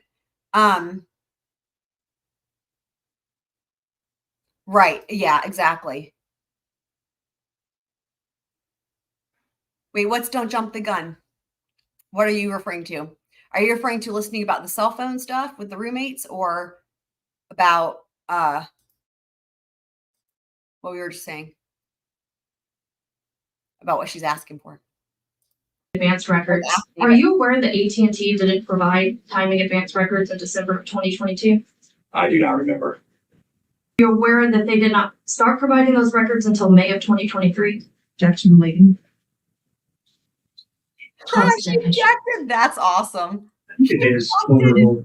Just a hearing. I Go love ahead. that though. That's great. I'll re-ask. Are you aware that AT&T did not start providing those records until May of 2023? Yes. Gotcha. I don't have anything further. Thank you. Ms. Taylor? Thanks. Let's start there. May of 2023. Do you have timing advance records now from May of 2023? I would have to direct you to Detective Mallory to answer that question. Don't know. We already heard from him Okay. last week. Did you write a new warrant for them in May of 2023? I do not recall. If you included them in two separate warrants in December of 2022, but they didn't provide them, why would you do that? It was the language that was suggested to me to write the affidavit. So Language suggested by an FBI agent who's an expert in the field? yes, ma'am. Yes. And do you know if he saw the timing advance reports? I do not know. All right. Now, those first and second AT&T warrants were how many hours from receiving the return on the first one until the second one was given to Judge Marshall at 4:45? I do not remember.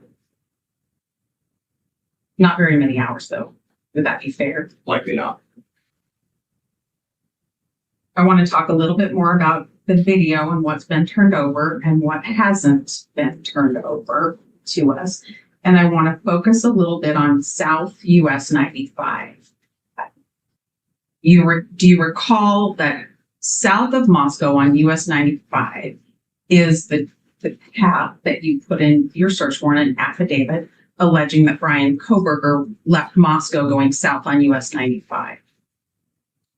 Yes, ma'am. All right. And are you aware that one of the videos that you gave us, the coffee shop there on South 95, that leaving Moscow, you have to pass that covers 5 a.m. to 6 a.m.? I do not recall the time frame for that. And so the time frame in these videos would matter, right? Certainly. The time frame in the videos to be meaningful would need to cover a time that surrounds the allegations against Mr. Kohberger. Is that fair to say? You could say that, yes. Okay. And are you aware that Wasson-Kari Construction had a video, and that also has a very limited time frame, like 5 Yeah, a.m. I agree. Just 1 hour of video also. Sounds vaguely familiar, yes. And that's also For anyone who's just now joining us, just to let y'all know, who the gentleman on the stand right now is Payne, who wrote the affidavit, the probable cause affidavit that most of us are very familiar with. And I said it earlier, but I'll just go ahead and repeat it while I have the chance. For anyone who wants to review that probable cause affidavit now or in the future or any point in time, just let me know and we will review that again. I'm sure it will be good to have a refresher at some point. So south on Highway 95. Is that right? Yes, ma'am. And the one we talked about today, Mundy's machine that nobody could find, that clearly was given to Moscow Police Department, that's also south on 95. Yes, ma'am. Okay. I understand that you had a lot of help on canvassing and collecting things. There was a lot to do. But as the lead agent and the lead department, is there some kind of inventory of these videos, like a general inventory that would help me know what you have and why you don't have the relevant timeframes? The inventory that would be most useful to you is the inventory of evidence that has been booked into the Moscow Police Department. That's the inventory. And I did come see the evidence. That's fair. I did come see the evidence. We didn't watch videos together though, did we? No, ma'am.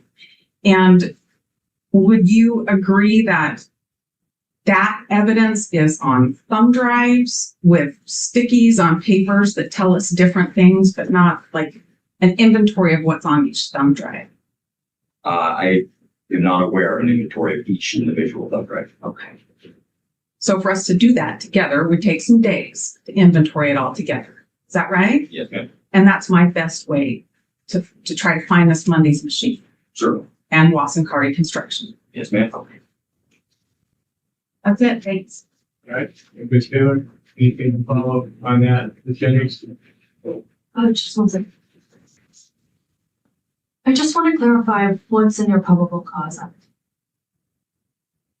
Does your probable cause affidavit state that Kohberger or White Elantra went good on morning, US? Santa Girl. Happy you're here. And DSN. I'm glad you're here. So I'm glad y'all, yeah, I can't wait to see what y'all think about that cell phone thing. Also, I just have to say, I don't know if this is just the Moscow PD or how other departments do it, but I find it completely unacceptable that they can't tell you where a certain surveillance video is. Like, I just cannot even fathom, like, how?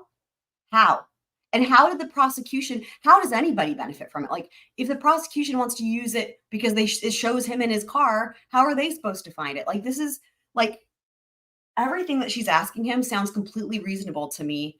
And like, you know, I don't know. I can't, how do they not have a way to organize it? Like, yeah, to waste her time. Yeah, because it's got to be doable, right? Like, anyway, I'm so happy to see you guys here. I'm so glad that y'all have joined us. Awesome. We've already had a lot of information and done a lot of cool stuff. There were 2 more new filings that just posted, so I went over those as well. But yeah, but everything will be timestamped. And I think the biggest thing for now is I'm just so curious what y'all think about that bit with the cell phone records. So I can't wait to hear what you guys say. 95 south of Moscow? No, it's not. Okay. What does it state? Memory serves states that the next time, well, it states that a vehicle was seen leaving the area of the crime scene, McKean Road, leaving via Elantra Drive, which heads south from that area, and then terminates on Conestoga and Blue River Drive. That's what the probable cause affidavit states. And to your knowledge, are there other paths of travel south of Moscow besides US 95? Yes. And what's that other route? I believe the one that was referenced in the affidavit goes from Blue River Drive, which turns into Sand Road at the state line, not the Idaho-Washington state line. That road continues westbound until south of Pullman and eventually leads north into Pullman at Bishop Boulevard, if memory serves. And does that path of travel go by Wasson-Kari Construction? I do not believe it does. Did you attempt to obtain surveillance on that path of travel that doesn't go through 95? Yes, we did. And were you successful? I don't believe we were. I don't have anything further. Okay, thank you. Ms. Taylor? Are you testifying that Mr. Kohberger did not use Highway 95 south of Moscow on November 13th? I'm testifying that there are various routes that a person could take south of Moscow, to include Highway 95. There are also several others. Which one does your map depict? I believe the map starts well south of Moscow, more towards Genesee, and there is the line that starts there. However, I would direct you to the paragraph at the beginning of the map that says this is a possible route to travel between the two locations. So you're just not sure. Yes, ma'am. Okay. That would include then I Highway still 95 do south of believe that Moscow. Idaho doesn't have the surveillance. And that would include other possible routes. Yes, ma'am. How many video surveillance attempts did you make to get video from Oh, yeah. businesses or homes on? Yeah, I haven't seen anyone cover so there's two new ones from right before the hearing, and then there's two more that were just filed. All of those Four routes? total. I do not recall, but it continued for some time, attempting to find additional video footage. What did you find? Oh my Nothing to God. my record. Brilliant. DSN, brilliant as always. This trial is like poorly written fan fiction. I love also the reference to the fan fiction. Judge, Detective Brett, Bring the Payne, Bryan Turd Burglar, and Ann Taylor's Loft. Good. Well done. Collection. Not one video depicting the car. To my memory, no. Good enough, thanks. All right. Thank you. Okay, great. Can this Detective Payne be excused at this point? All right. You can be, thank you. Up Okay, next, any expert dude. objections? All right. A very expert. Thanks, sir. Thanks for being here. Ready to learn. You can, you're free to stay or leave. Thanks, sir. Thank you. Your Honor, we call Syray. Okay, thank you. Thanks, sir. Yes. Thank you. Do you solemnly swear that the testimony you give in this case shall be the truth, the whole truth, and nothing but the truth, and the penalty of perjury? I do. Right. Thank you, Sue. So you go ahead and have a seat there, and then please state your name and spell your last. It should change here in just a second with his name. There we go. Ray, R-A-Y. Yes, sir. Ms. Taylor. Well, Thank you. I'll tell you what, there's a time where I would not have cared that much about this testimony. But ever since Murdoch, we studied the fuck out of the way these cell towers work. And I'm like right there with it, man. It's great because I actually we really learned how this stuff works with everything related to the cell phones, really. So that was, so I tell you what, now every time there's cell phone, I'm like, I get so excited. Good morning. Morning. Will you tell us what you do? I have a handful of different jobs, but primarily for my role here, I do a lot of consulting, analysis, and evaluating geolocation data as it pertains to mobile devices. Let's talk about how you got to that place where you. He must be taller than Brett Payne because part of his head is chopped off. I apologize, guys, but not like the video quality is great anyway, Consultation on We're really here for the information. devices and geolocation. Okay. What background led you to this job? I started with a law enforcement background. I started my law enforcement career in 1995 in Arizona. So, guys, I guarantee you he's going to testify for them at trial. And you know what? Right off the bat, when they hear that he started with a law enforcement, by they, I mean the jury, when the jury hears that he started with law enforcement background, they're going to be like, okay, right? I mean, for the most part, right? Usually that's going to lend some credibility, especially when they're testifying for the defense. I started working with the first set of cell phone records in that capacity in late 1997. There wasn't a lot of training. Obviously, cell phone technology and the use of that in criminal investigations was very new and novel at that time. So most of my early training came directly from the carriers. If I was working a case with Verizon or AT&T, I would work directly with Verizon or AT&T engineers to understand the records, what they meant, how to map them, how to interpret it. In 2000, I started a very small police department in Arizona. In 2000, I transferred to a much larger police department in the Phoenix area. When I made that transition, I took more of an investigative role. I was previously a patrol officer. That investigative role, I started with a DEA task force where I worked with drug narcotic interdictions, and the primary role there was working with cell phone records. So I had some more training experience in that capacity. In 2001, late 2001, I left that position and I went into a full-time investigations position. I started with sex crimes and child crimes. Again, using cell phone records and attending what training was available. Again, most of that is from the carriers directly. About 2000. Yeah, I have to say, I applaud you. Need some Z's is showing us all what it's like to be unbiased here. Round of applause. She says, I'm staying undecided about my opinion about Bryan's guilt or innocence, but what's more concerning to me is how they got to him and how they can prove it was him. That's the point. That's why we are here. Well, good. You know, we can all aspire to take that same approach. Well done. Yeah. And the other thing is too, they probably got him on retainer. So it just makes sense, right? Like, and he's obviously knows his stuff. I mean, he's a great expert, and he comes across as so credible and unbiased, which is just, you know, they hit the jackpot. He could be like, you know, in Murdoch, it was, oh my God, Kenny Kinsey, right? Like that, right? I moved out of sex crimes and child crimes into persons crimes or violent crimes. So right. any type of a dangerous or violent crime against a person. Continuing to work with cell phone records and attending what training I could. In 2008, I was promoted to sergeant, and I was immediately put into a homicide robbery sergeant's position, where I stayed until 2000. On the ground floor with cell phone tower shit, working with the AT&T and Verizon.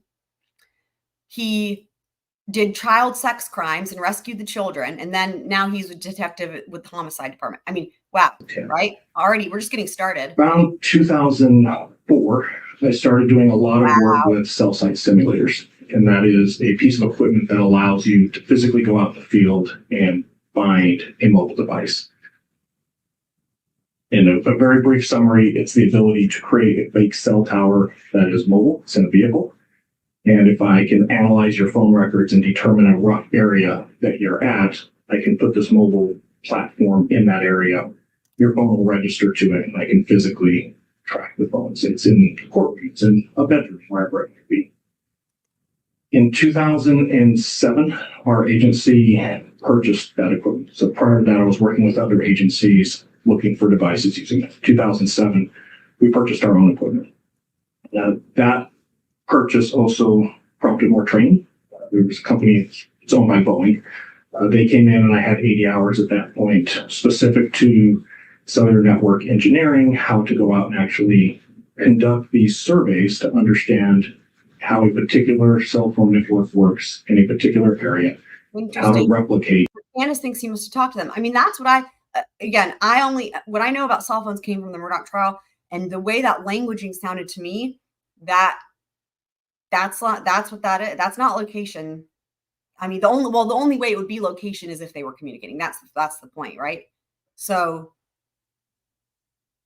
you know, unless he had a way that he could have maybe like remotely installed an app that tracked their phones or something, but still that would show it would show him in proximity to them. But either way, their phones had to have a way to communicate with each other. They wouldn't just communicate without someone taking a step to make that happen. So that's so crazy. So yeah, that totally flies in the face of my my PowerPoint presentation that I've been working on for so long regarding unraveling the 14 minutes. And also, I know a certain forensic psychologist who would love to hear that information. If anyone has a direct way to reach out to Dr. Brucato, let me know, or just let him know, because this will blow his mind. This will literally blow his mind. This will blow his mind. This is not at all what was in line with like the psychological profile from, you know, and then Chris, of course, you know, would understand maybe from the law enforcement side what some of this languaging is. But yeah, I don't know. It's crazy. Oh, wow. How did you learn that? Wow. Well done. Need some Z says, Cy and his wife also have a podcast called Socialite Crime Club. It's very interesting. Wow. Thank you for letting us know. Interesting. Oh, okay. Wow. We have the best chat here, I have to say. I love that everybody is so smart. And This is awesome. Thank you so much for all the info. Appreciate that. How to create a cell site that looks legitimate in that area. I worked with that company for a number of years in doing that, hundreds of hours worth of back and forth working, actually going out in the field and doing this. In 2010, I had an opportunity to go to Afghanistan as an advisor in charge of an undercover Afghan police team that targeted IED cells. And again, we would look at different types of technology that we could leverage in doing that. I came back in late 2010, early 2011, and went back to the police department. In 2012, this is a lot, even for an expert. This is a lot. Our department created a position that this was a full-time position. Now that's all I did was track phones pretty much every day. Super Planner Girl, did you hear the part about the cell phones? Using cell site simulators, using phone records, whatever technology we could leverage. And DSN too. Because of the lack of training that was available when I was a younger officer, in 2007, I started a training company. At the time, it was called Phoenix Training. Wow. And I created a training company to provide law enforcement training, specifically as it relates to cell phone records. Yeah, Super Planner, you might have missed that part. Everybody's been going back. And yeah, Black Witter, what did you... Okay, I wonder if DSN is still looking for it. So if you want to go back about, at this point, I made a note for the times. So probably about 40 minutes or so back, if you want to just slide it back, and it should, since it's live, it should be like you're 40 minutes away from the current time around there. We learned something new, and I'm really curious what y'all think, because it's kind of earth shattering to me about, I replay it several times because I'm like, what the fuck? But it's in regards to you'll hear them and me talking about the roommates and the victims and their cell phone records in regards to the search warrant. But if you go back about 40 or so minutes, you should be able to find it in that vicinity. And just once you hear it, pop back in and let me know what you think if you want to. I've been providing that training from 2007 up to, we're about 2013 now. I was really frustrated with the lack of software and training available to law enforcement. It's very complex and clunky, for lack of a better term. So I began researching and teaching myself. It says that, but it says they used it to expand the search warrant. The search warrant and the PCA, those are things that point to him specifically. It's not like, in other words, you have to listen to the context with the question. The question's important. It's not just the answer, it's the question. Because she's saying, how did you determine the heart of her question is, how did you land on him? That's what she's trying to get to. How did you land on him? So he can only reference things that point to Bryan Kohberger. It can't just be like, of course they're going to look at victims' cell phone records and stuff to just, like they do that with everybody. But the answer to that wouldn't be relevant if it didn't answer that question in terms of what pointed to him. Like something had to point to him that made them expand their search warrant, or they did a second search warrant. Yeah. So the question matters there. And yeah, I mean, absolutely. That's definitely the case that just talking to them is not enough, but it's still just really shocking because it really seemed like he maybe had knowledge of them and maybe their habits and stuff, but like they did not know him, from what, again, this is from like the psychological profiling and stuff like that, from like the psychological, forensic psychologist. That's the word I was looking for. Yeah, I do too. Myself how to do some basic computer programming, and I wrote a program that I could take phone records from any carrier in the United States and I could put it in this program, and it would immediately map hundreds, if not thousands, of connections. Look at Judge. Look at Judge. He's like, wow, this dude's impressive. Yeah, he is. Pretty unique at the time. There just wasn't a lot of options out there that was doing the geolocation. There was a lot of analytics to who's calling who and how often they call that person. But specifically to put it on a map for detailed geolocation data, there was a big gap in the market. It worked. Well, I will say one thing. If there's anything exculpatory in terms of his location via the cell phone shit, assuming they get everything turned over that they need in terms of the discovery, this dude will find it. That's for sure. Really well. And at the time, because we were tracking phones in the field, it gave me this very unique opportunity where I could use a search warrant, get phone records, analyze the phone records, come up with a hypothesis that this phone is most likely Thursday at 2 a.m. going to be in this neighborhood. and then physically go to that location to recover the phone. Then I Right. could evaluate, was I right? Was I wrong? Do I need to tweak something? Mid 2013, our agency was assisting a lot of other agencies because we had, for lack of a better term, we had progressed significantly on our ability to find the phones. I had a Wow. lot of agencies asking me for a copy of my mapping program. Hey, Needs some Z's or anyone else, did y'all catch which agency, like which police department, like in what state? I know he's never been to Idaho before, but do y'all remember which police department he was in?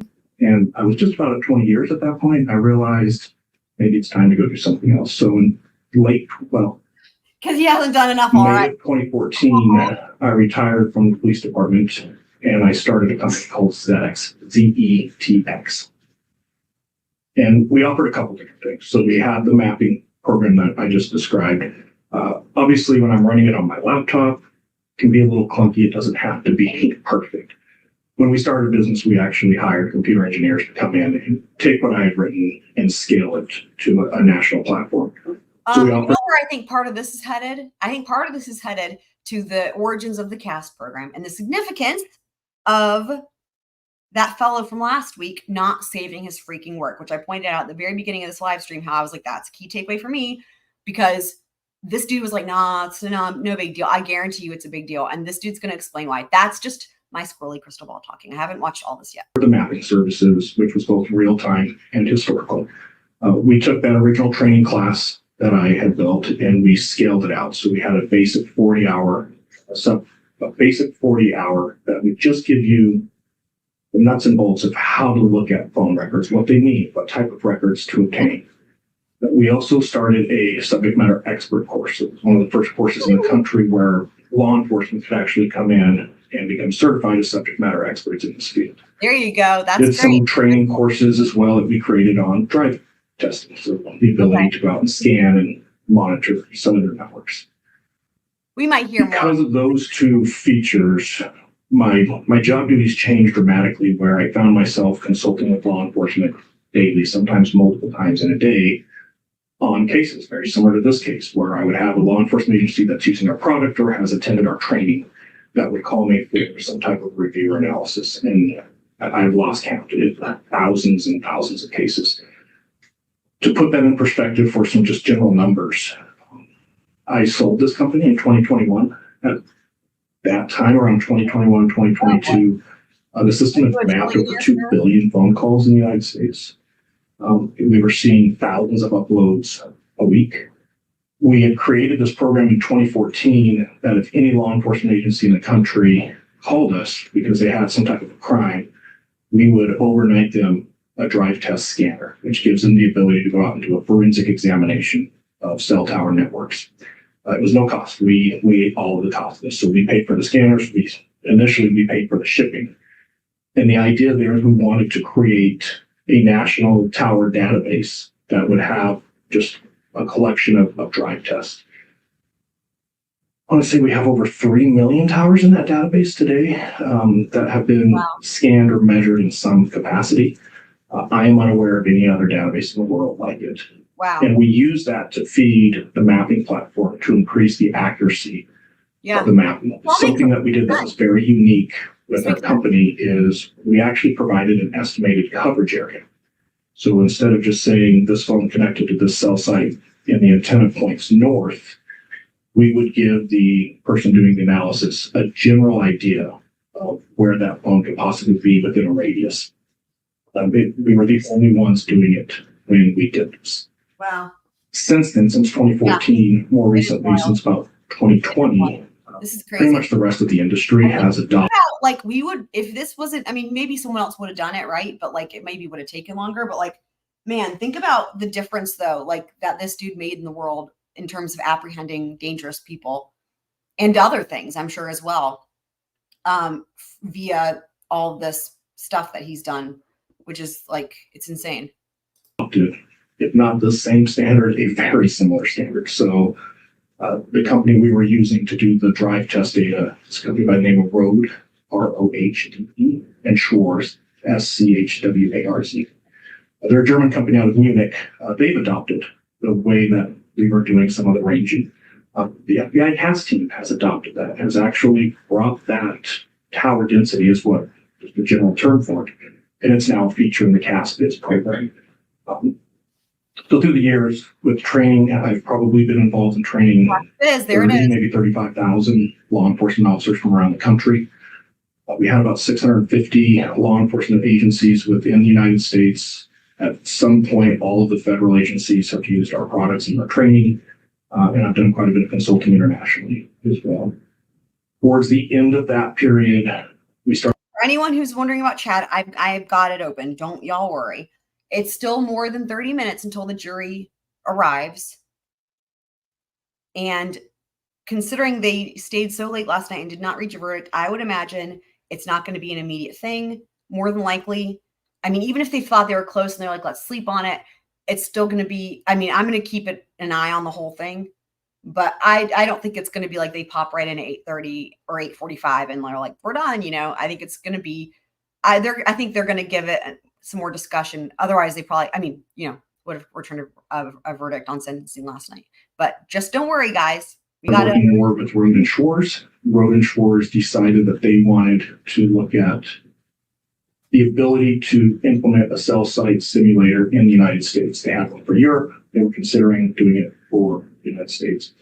So they sent me their first one for the United States, and I worked with their engineers for about a year, testing it, reviewing it, improving it. So another several hundred hours there. I've tried to figure out how many of these missions, if you will, of going out and finding a phone or looking at phone records, and it is literally thousands and thousands of hours at this point. I can't tell you specific number. But that would be the background. Sounds like your background is mostly in law enforcement, and then you moved That's into a a couple of things I specialty with cell phones, cell towers, drive testing. So from where we are now, it would be about a little under an hour because I wrote down a timestamp for an hour and 15 minutes into the live stream. So it's like an hour and 5 minutes or so from where we are now. But did you hear the part about the search warrant and that the part of the way they were able to expand the search warrant was based on the roommate's cell records? If you heard something akin to that, then that's what I'm talking about. Yes, but the question matters, right? So hopefully you heard the question. Because like just talking about the records, like I was saying just a few minutes ago, just talking about the records in general isn't really the thing. It's the answer to the question because it's for Bryan Kohberger specifically to point to him as a suspect. Okay. Yeah. What do you think, Super Planner Girl? And anybody who's watching on Replay Crew who hears me asking these questions, feel free to respond in the comments what your thoughts are. I definitely think Dr. Bricado needs to find out. Gary, are you listening? Hold on, let me do a thing.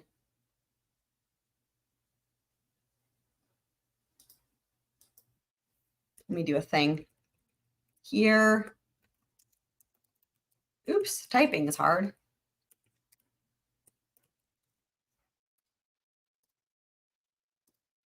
Shout out to Dr. Bricado, who's definitely watching this stream right now. Right. Okay. That's what I'm thinking because I don't know how else it would be used. Right.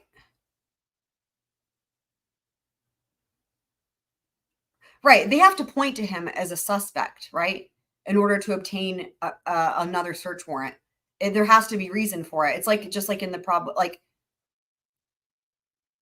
there has to be information in there that gives them cause to go, you know, like in other words, if the roommates were like, let's say there was anything at all, literally anything in the world in their cell phone records, but nothing involved BK, it wouldn't have any effect on his search warrant, right? It has to point to him. And like what I was saying earlier too, like the only way that even just for the sake of location, the only way that their cell phones would be useful for that is if there was some sort of communication, because cell phones don't just communicate with each other without having made contact, you know? Like if people want to know where my neighbor is, who I've never talked to and don't know their name and I've never called, like they're not going to be able to find that using my phone number or my phone records, right? It's just not, even though they're next door. That's a good example. Because we haven't made our cell phones don't have any contact. There's no right? They ping off towers, but they don't ping off other cell phones unless there's something like you've got one of those apps where it's like find my friends, but then you've had to make contact for that. So yeah. Radio waves, all of that kind of thing.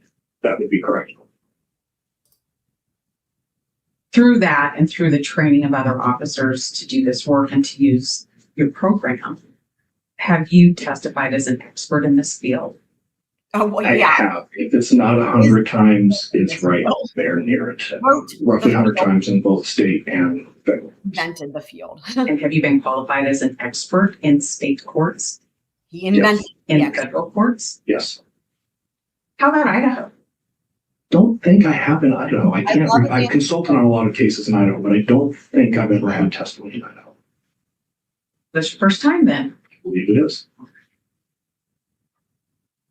Generally, when you work, and I'm talking about when you've done your consulting work or worked with an agency to do what you do to review the records, You and to send analyze the data, do you usually work with the defense?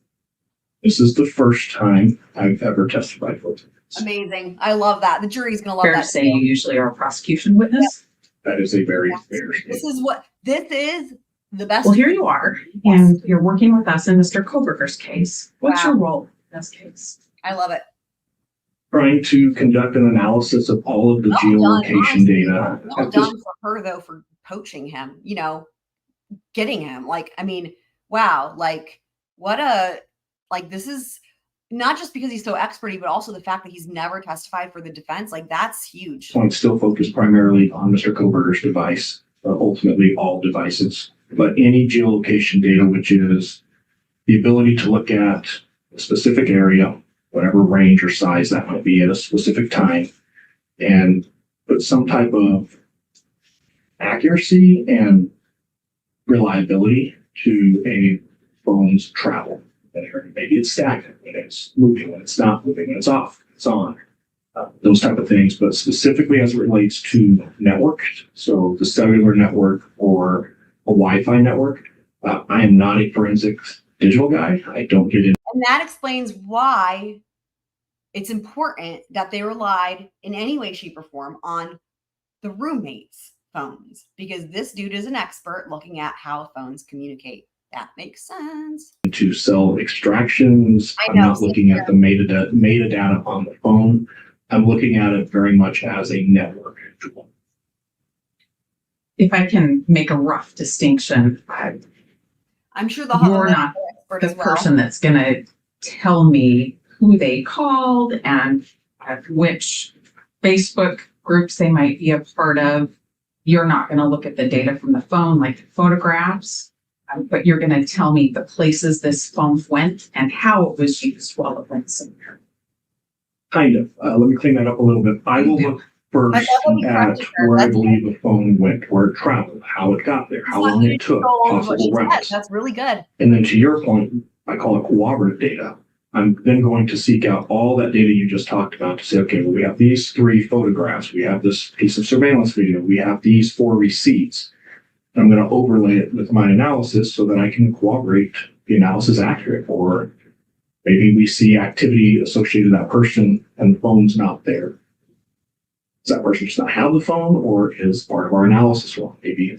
Well, this surveillance is what I details always wrong. say. We don't I'm like, know. if you're going to commit a crime, leave your cell phone where you're not there. Leave it, put it in another state, leave it at your house, leave it somewhere else. Like, that does it to me is like, that would be even better in a way than like turning it off and putting it in airplane mode, right? Because as we know, it can still transmit some data, first of all. But second of all, it could be your alibi, right? If because they could still disprove certain things, right? But for the most part, what we hear about with all these cases is they have their cell phones on them.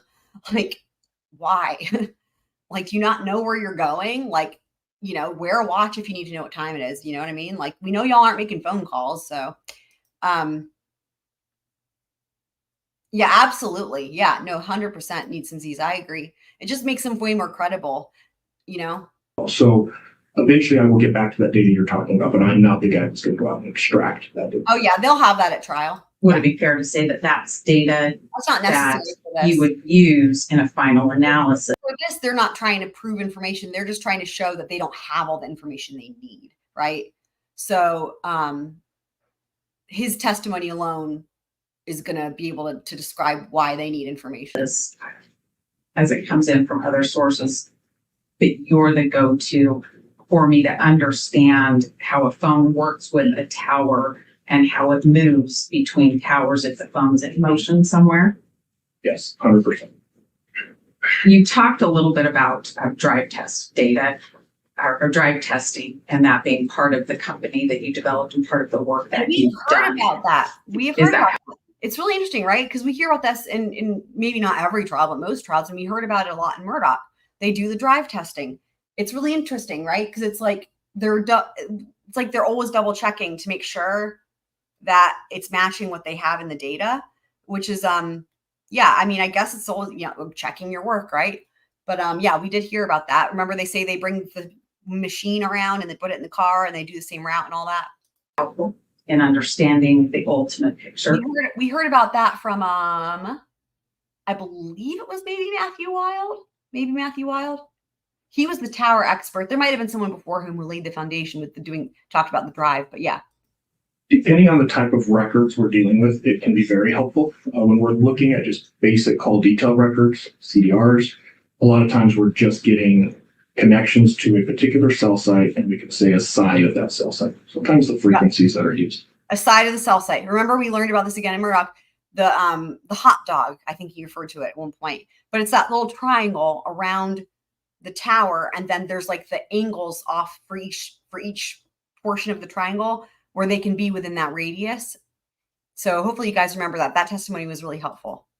Drive testing is really the only way to get a little bit more specific with where that phone may be. But more importantly, we can start to rule out areas we know it's not by drive testing. So just think of drive testing as a forensic evaluation of the actual cellular network in a particular area. Okay. Fair. Are you familiar with AT&T records? I am intimately familiar with AT&T records. How long do you think you've been working with AT&T records? Does he mean butt dials? Is that what he means? Hold on. Let's just do this real quick. Is he referring to he's intimately or familiar with AT&T records? Does that mean something akin to That call is actually from Brian Higgins to you, isn't it? Yes. Obviously, you know how long 22 seconds is. What's that? You know how long 22 seconds lasts. Yes. Sorry, it's great. Every time it's great. It's great. 28 years. In our case that we're here on today, have you reviewed any AT&T records that relate to Mr. Kohberger? I have. What have you reviewed? DSN, we love you. We're happy to have you. You are welcome to be here and make any jokes you want. I love it. Yeah, we are just happy to have you. I hope you're doing better than you were the other day. But yeah, this will, you know, it's a long road here, but I think there's a lot of interesting stuff that comes out in these hearings for sure, personally. What AT&T refers to as their regular CDRs, which is a report AU as an atom unit. They have identified the report CT as in Charlestown, which is the subscriber information. There's a really weird name called Locabor, which is AT&T's attempt to estimate general locations using latitude and longitude. I don't want to say GPS because it is different than GPS. I believe I've looked at some Payne data from December. For the most part, that's what I've reviewed so far. Have you looked at two separate AT&T warrant returns from December 23rd, 2022? I have. In your experience with working with AT&T records, is it common or uncommon to have two warrants, one that relies on the content of the first and that's the same day? See you, Blackwater. It's not uncommon to see a small. Okay, the two warrants. That's important because the second warrant is the one we were talking about with the roommate's cell phone information. So we might learn some more here. We'll find out after I unpause it. But I wanted to say, for those of you guys who are like not that into this yet, I would bet some squirrel acorns on it that whenever I do my PowerPoint presentation that I've referenced for a long, long time now, called Unraveling the 14 Minutes that I was working on for a really long time. And then I started doing the deep dive on Murdoch because people were like, because the Miss Becky stuff, and people hadn't watched the trial. And then, you know, you guys know what happened from there. But that PowerPoint might change y'all's mind. I don't know, just because that's really the interesting part.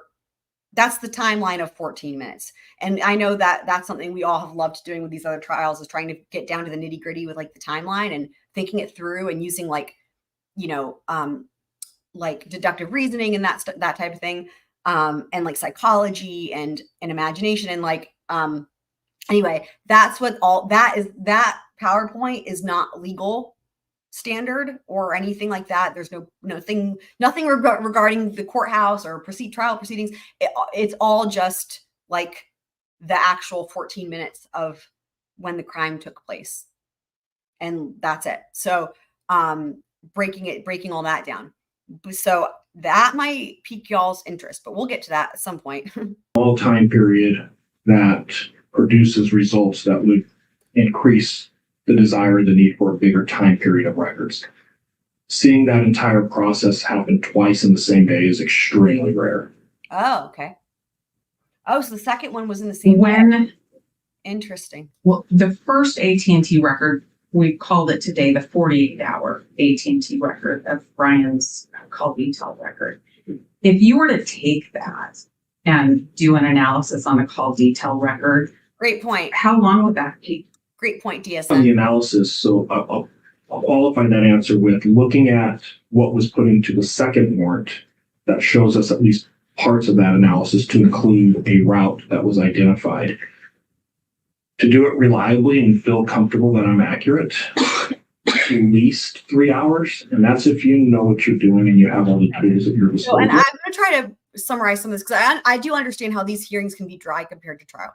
So what he's saying is that the second search warrant, which already we're getting an idea that this second search warrant is quite significant because, first of all, that's the one that involves, like, just from my perspective, the roommates' cell phone stuff, right? The victims and the surviving roommates. But also, that's significant that the second one was in the same day. That's interesting, right? That it's the same day and they have a second one coming out. So he's saying that that's problematic because the second one seems to be the one regarding the cell towers. And he's saying it would take at least several hours to get the information needed in order to put that into the report, essentially. He is the dude.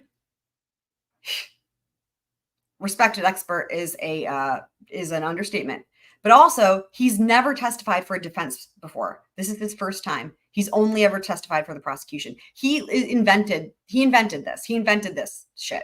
He invented all the programs that law enforcement use. His resume is among the most impressive I've probably ever heard for an expert. And he's also never testified in Idaho.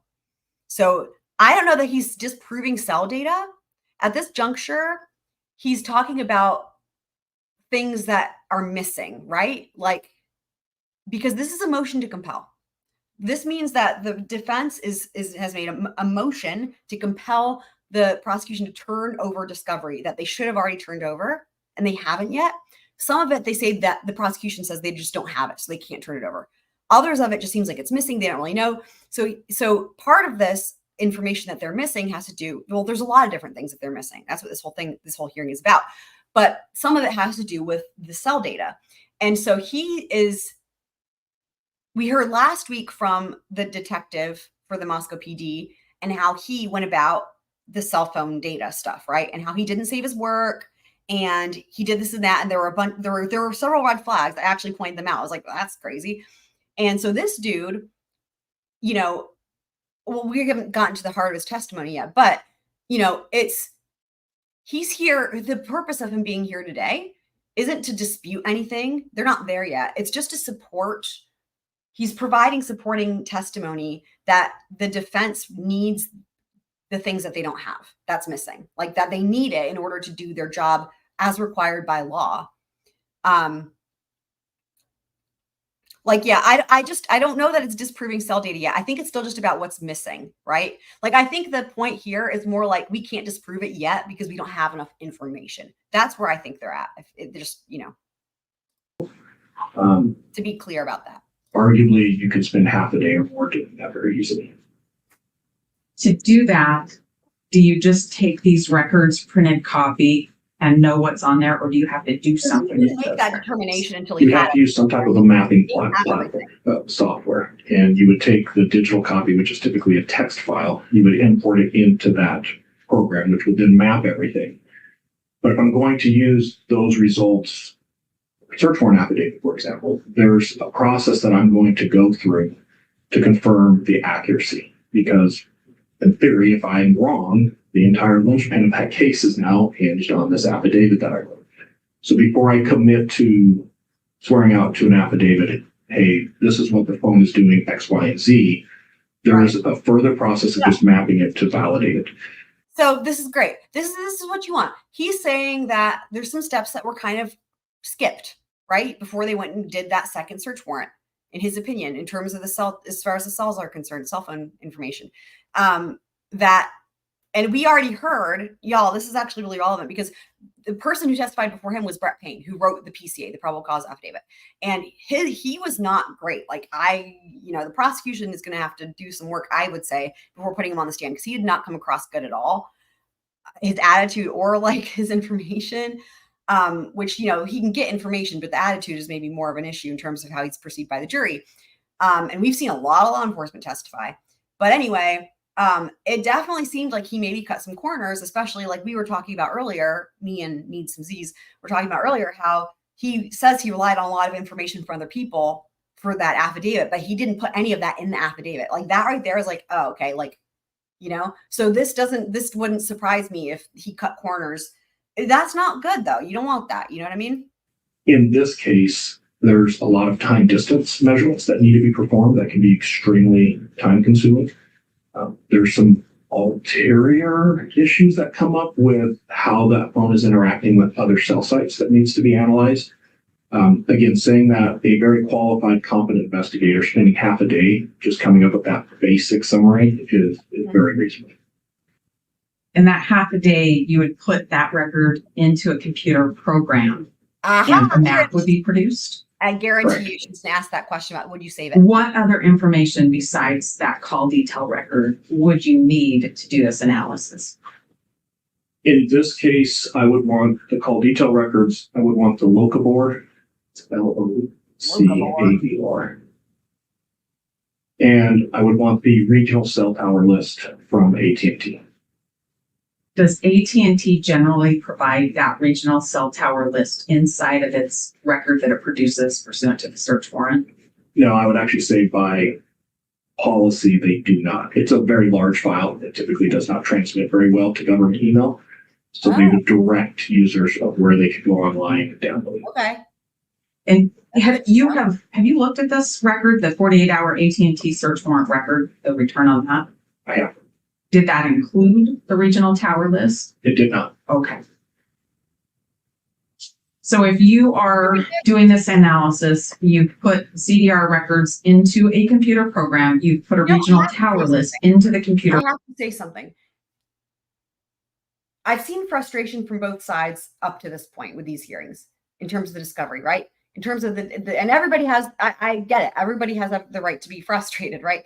The defense frustrated because we don't have it. The prosecution's frustrated because they're like, well, we don't have it. We can't turn it over or whatever it is, right?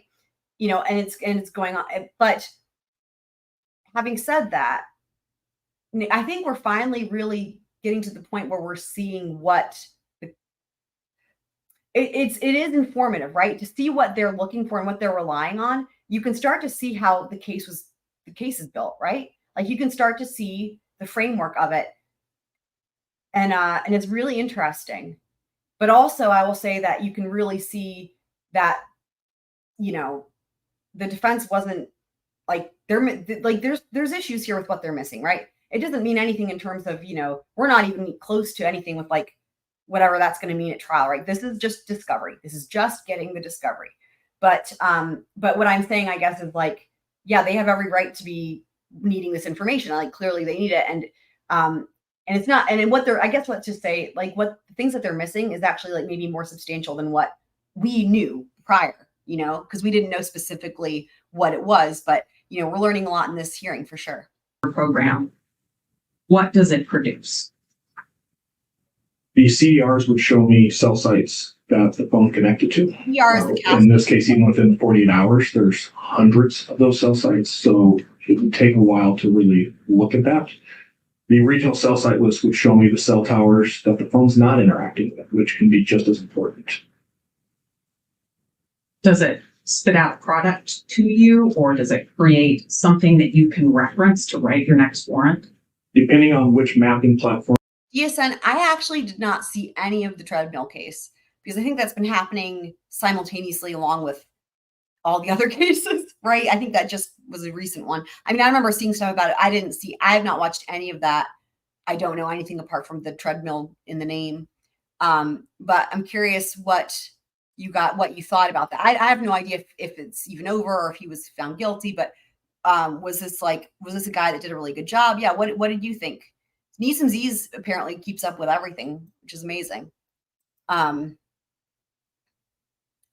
yeah, autopsy doc, interesting. You're using, they all create some type of a map that the person doing the analysis on can interact with, and they can change things, they can save things, they can create work product. Depending on that platform, that's saved in different types of maps. But yes, all of them would have some type of a mapping platform. There it is. Okay.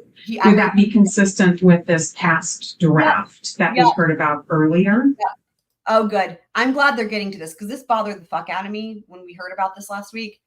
I hope he rips him a new one for not saving his work because honestly, again, we all learned that in kindergarten. No excuse. It's my opinion that Corporal Payne probably is misusing some terms there. I don't see any possibility of the FBI CAST team producing a CAST draft report on the 23rd. I think that's probably the case, DSN. But having said that, you know what? In every single trial, there's evidence that doesn't come in, but we just don't always learn about it. So it's not the end of the world if certain things don't come in. If that's the whole deal, right? If a prosecution has a strong enough case, they don't need everything. I mean, I think in this case, honestly, the DNA is just huge. I mean, technically like not that alone is enough, but like almost, right? Like it's that's big. But yeah, I think that stuff gets thrown out in every, like I'm sure some things will be thrown out, but I think what you're probably, you mean, I would imagine you mean things that are really material to being able to prove it beyond a reasonable doubt. And I don't think that will be the case, but I do think they need to turn that shit over. DSN says Michael Haddon has been an expert for years, but people are skeptical of his testimony as a money grab. Oh, interesting. Yeah. I mean, I will say that that's probably reasonable for people to kind of consider with every expert, just the same as with bias, right? But that's why somebody like Kenny Kinsey, who says, yeah, I charge, like, what did he charge? A fraction of what he could or should be charging, and he puts a cap on it. Like, that's insane. And then you have this guy again who only ever testifies for the prosecution. Things like that are important for that reason. Although we don't know yet how much he's charging, but I'm sure that'll come out at trial. I know. Well, again, it's okay. The work he didn't save is just with this CAST draft report. So this might become a struggle, right? Like, I don't know. We'll find out how much of a big deal it is, but it's just going to be the work that wasn't saved is just that one thing, the CAST draft report. But that's all the cell phone tower shit. So if they can't make it better, by they, I mean the prosecution, then I guess the thing that would be compromised would be the cell phone tower shit from his phone. But you know what? If they have enough, they can do it without it. I mean, really, like that's why, and I say this every time, that's why I always come back to this.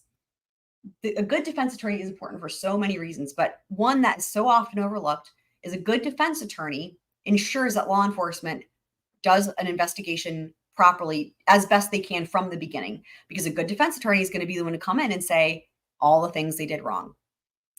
And that, no, they don't want that. They don't want that because they take pride in their jobs, or they should, right? It's not a good look for them. But also, guess what could happen is you could have dangerous people ending up not being, where they need to be and whatnot. So, a good defense attorney holds everybody's feet to the fire, but including the first responding officers and the rest of law enforcement and everyone in charge of the investigation. Yeah. Absolutely, DSN, you're absolutely right.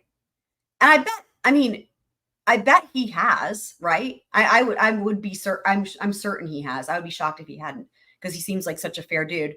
But I don't know that they even asked him that, because that would have come out probably on cross. But yeah, absolutely. Yeah. If he testified for the defense, yeah, he would get everybody's attention for sure.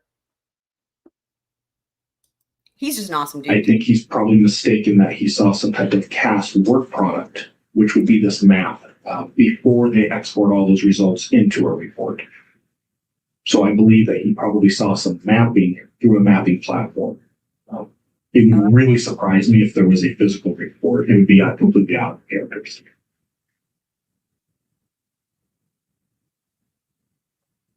In that first AT&T report, did you, or request search warrant and affidavit, did you see the request for advanced timing reports? I did. It's in both search warrants. Did you get a copy of that in either return? I have not seen any timing data in this case. He's missing information. That's why he's here. He's missing information. He can't do his In job. December of 2022. That's probably part of this. Part of this too is probably even just from the standpoint of any expert they already know they're going to call at trial. Those experts need to start preparing. And that also is a factor, right? If this dude is like, yeah, I can't do my job to prepare for trial because I'm missing this shit. Like, never mind the defense, right? Never mind the attorneys. I'm missing the shit I need. I need the shit, Did AT&T have this advanced timing report? They absolutely did. Was it something that they could produce? It absolutely was. And in May of 2023, how is it different to that May of 2023? Prior to May of 2023, only certain agencies were receiving this timing report, the FBI being one of them. What was referenced earlier about the May 23 date, that is when AT&T started offering the same type of reports. It's a little different, but it's the basic timing report to state and local law enforcement as well. But prior to that date, state and local law enforcement would have to leverage these reports through federal agencies that had access to them. Let's talk about the return on the second AT&T warrant. Did that have the tower list, the regional tower list in it? It did not. Did it have call detail records? It did. What time span? I believe it's from June 23rd of 2022. The historical was as of the date of December 23rd, but there was also a real-time PIN register that was added that extended, I want to say, to the end of December, maybe very first of January. What's a real-time PIN register? So the second search warrant asked for a couple of different things. Historical records going back to June 23rd to the current date, which was December 23rd. The second piece that was asked for is real-time data from the network, which is commonly referred to as a PIN register or trap and trace. And it's the ability of law enforcement to monitor network connections in real time. So as that phone connects to the network for certain reasons, I can see those connections. It's not a wiretap. I can't hear anything. I can't see content, but I can tell the phone is connected to a particular cell tower. There's also what's referred to as Payne data, and that's going to be AT&T's estimation of where the phone is at, and that's provided by latitude and longitude, and that comes in every 15 minutes. I'm going to rewind that and play that again because that's fucking important. Also, y'all, I've got the stream. They're not, the court cameras are not on yet, but I've got a stream pulled up, so don't worry. Jurors are still not yet there. We've got a couple more minutes, but we will keep an eye on it. I want to hear that part again now. I can see those connections. It's not a wiretap. I can't hear anything. I can't see content, A little bit but further. I can tell the phone maybe very first of January. What's a real-time PIN register? So the second search warrant asked for a couple of different things. Historical records going back to June 23rd to the current date, which was December 23rd. This is the The significance. second piece that was This is the significance of the second search warrant. This is what we've been waiting for. asked for is real-time data from the network, which is commonly referred to as a pin register or trap and trace. And it's the ability of law enforcement to monitor network connections in real time. So as that phone connects to the network for certain reasons, I can see those connections. It's not a wiretap. I can't hear anything. I can't see content, but I can tell the phone is connected to a particular cell tower. There's also what's referred to as Payne data, and that's going to be AT&T's estimation of where the phone is at, and that's provided by latitude and longitude, and that comes in every 15 minutes. What is the purpose of one of those Latitude, devices? longitude. I should probably clarify. The third thing was the authorization for a cell site simulator. So it was a combination of all of these. Just as a matter of policy, and I think pretty much every law enforcement agency in the world has adopted this if they can. To use the cell site simulator, you want to see a real-time feed of the phone. Otherwise, you're driving in circles where the phone may not be. So it gives law enforcement the ability to have a general understanding of where a phone is operating or functioning. And then I can use the cell site simulator to do it. There's a number of reasons an agency might do this. This search warrant actually says they were requesting this because they were trying to locate where Mr. Kohberger was. Interesting. Going to the understanding what's happening right now, is that used so that you don't just know where the phone was 5 minutes ago, but you know where it is right now? Within a time period, it's not a perfect system. There is a little bit of a delay and the information comes in intermittently. So it's not a real-time feed of giving constant evaluation of where that phone is. But if you know what you're looking at and you've done it long enough, you get a pretty good idea. I heard you say that this is to try to find out where Mr. Kohberger is. Yeah. In the information that supported this warrant, didn't they already know where Mr. Kohberger was? I reviewed a lot of documents that clearly state not only did they know where he was, they had a surveillance team with eyes on. So yes, it would be unusual for an agency to request this type of equipment. And I need to qualify that. This truck driving around is about $1 million. It's not something you just park in the garage. Okay. It's a very expensive resource. It's a very technical resource that requires a lot of training and skill to use properly. So typically when it's used, it is used for, hey, we don't know where this person is at and we need to find them. And to be very honest, I don't have an issue with that part. I've used it thousands of times. It's a good tool. It's a great tool.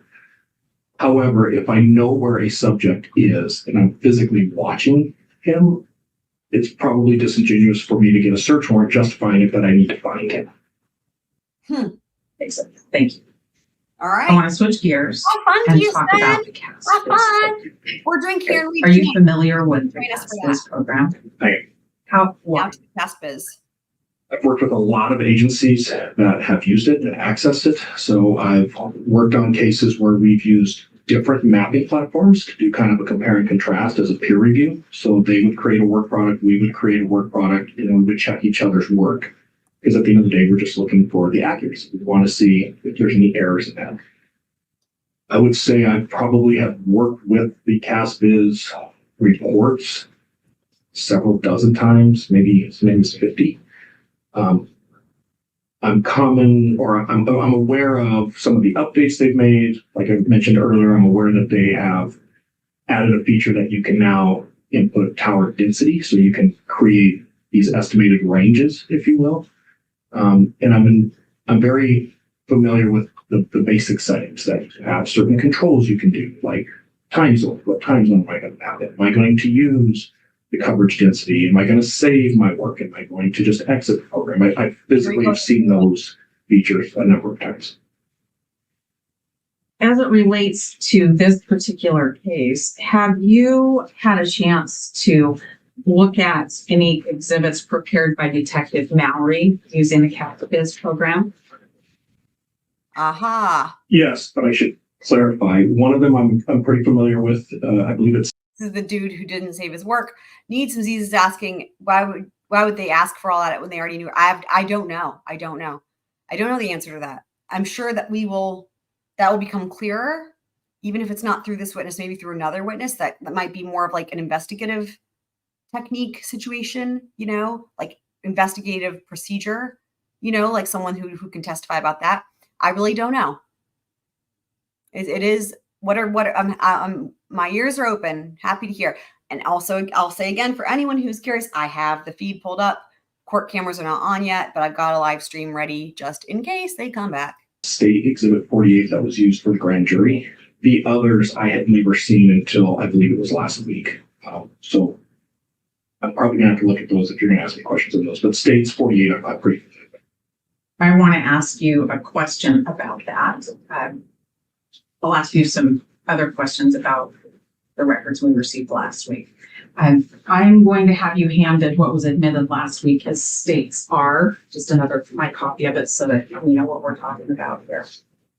I'm curious about what was needed to go into CASVIZ to create that. So when I open the CASVIZ program, I have to input what I'm going to refer to as source data. So let me define source data is any data that is in electronic format, typically a text file, that the CASVIZ program is going to link to this mapping session and use that source data to create the images we're seeing. I can tell you right off the bat, without a doubt, this one is linked to two different source data. One is going to be a set of CDR records, so the regular AT&T CDRs. And then this particular exhibit would require the regional AT&T tower list, which is a text file that contains all of the cell site locations, most likely be Western Washington, Idaho, and Eastern Washington, Idaho, and Western Montana is typically that region. But there's no way this map was created without the AT&T tower list. It's physically impossible. Is the AT&T tower list, was that contained in the call detail records that were obtained by search warrant relating to Mr. Kohberger? It was not. All right. And in the CASVIZ program, when you input the CDR call detail records and you input the tower list, does that program create any type of log? It does. And I want to make the record really clear on what I'm testifying to, because it can get kind of confusing when we start talking about different versions. The CASVIZ program offers two styles of mapping.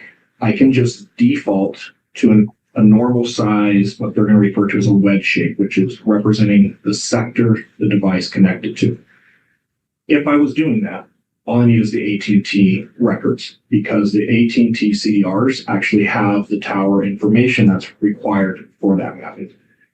As soon as I change that feature, though, to add coverage areas, the estimated coverage areas, and now these little wedge shapes or these sectors are all different sizes, the CAS program has to be linked to a tower list that has location of all of those towers. That's the only way the program knows how to size the cell sites.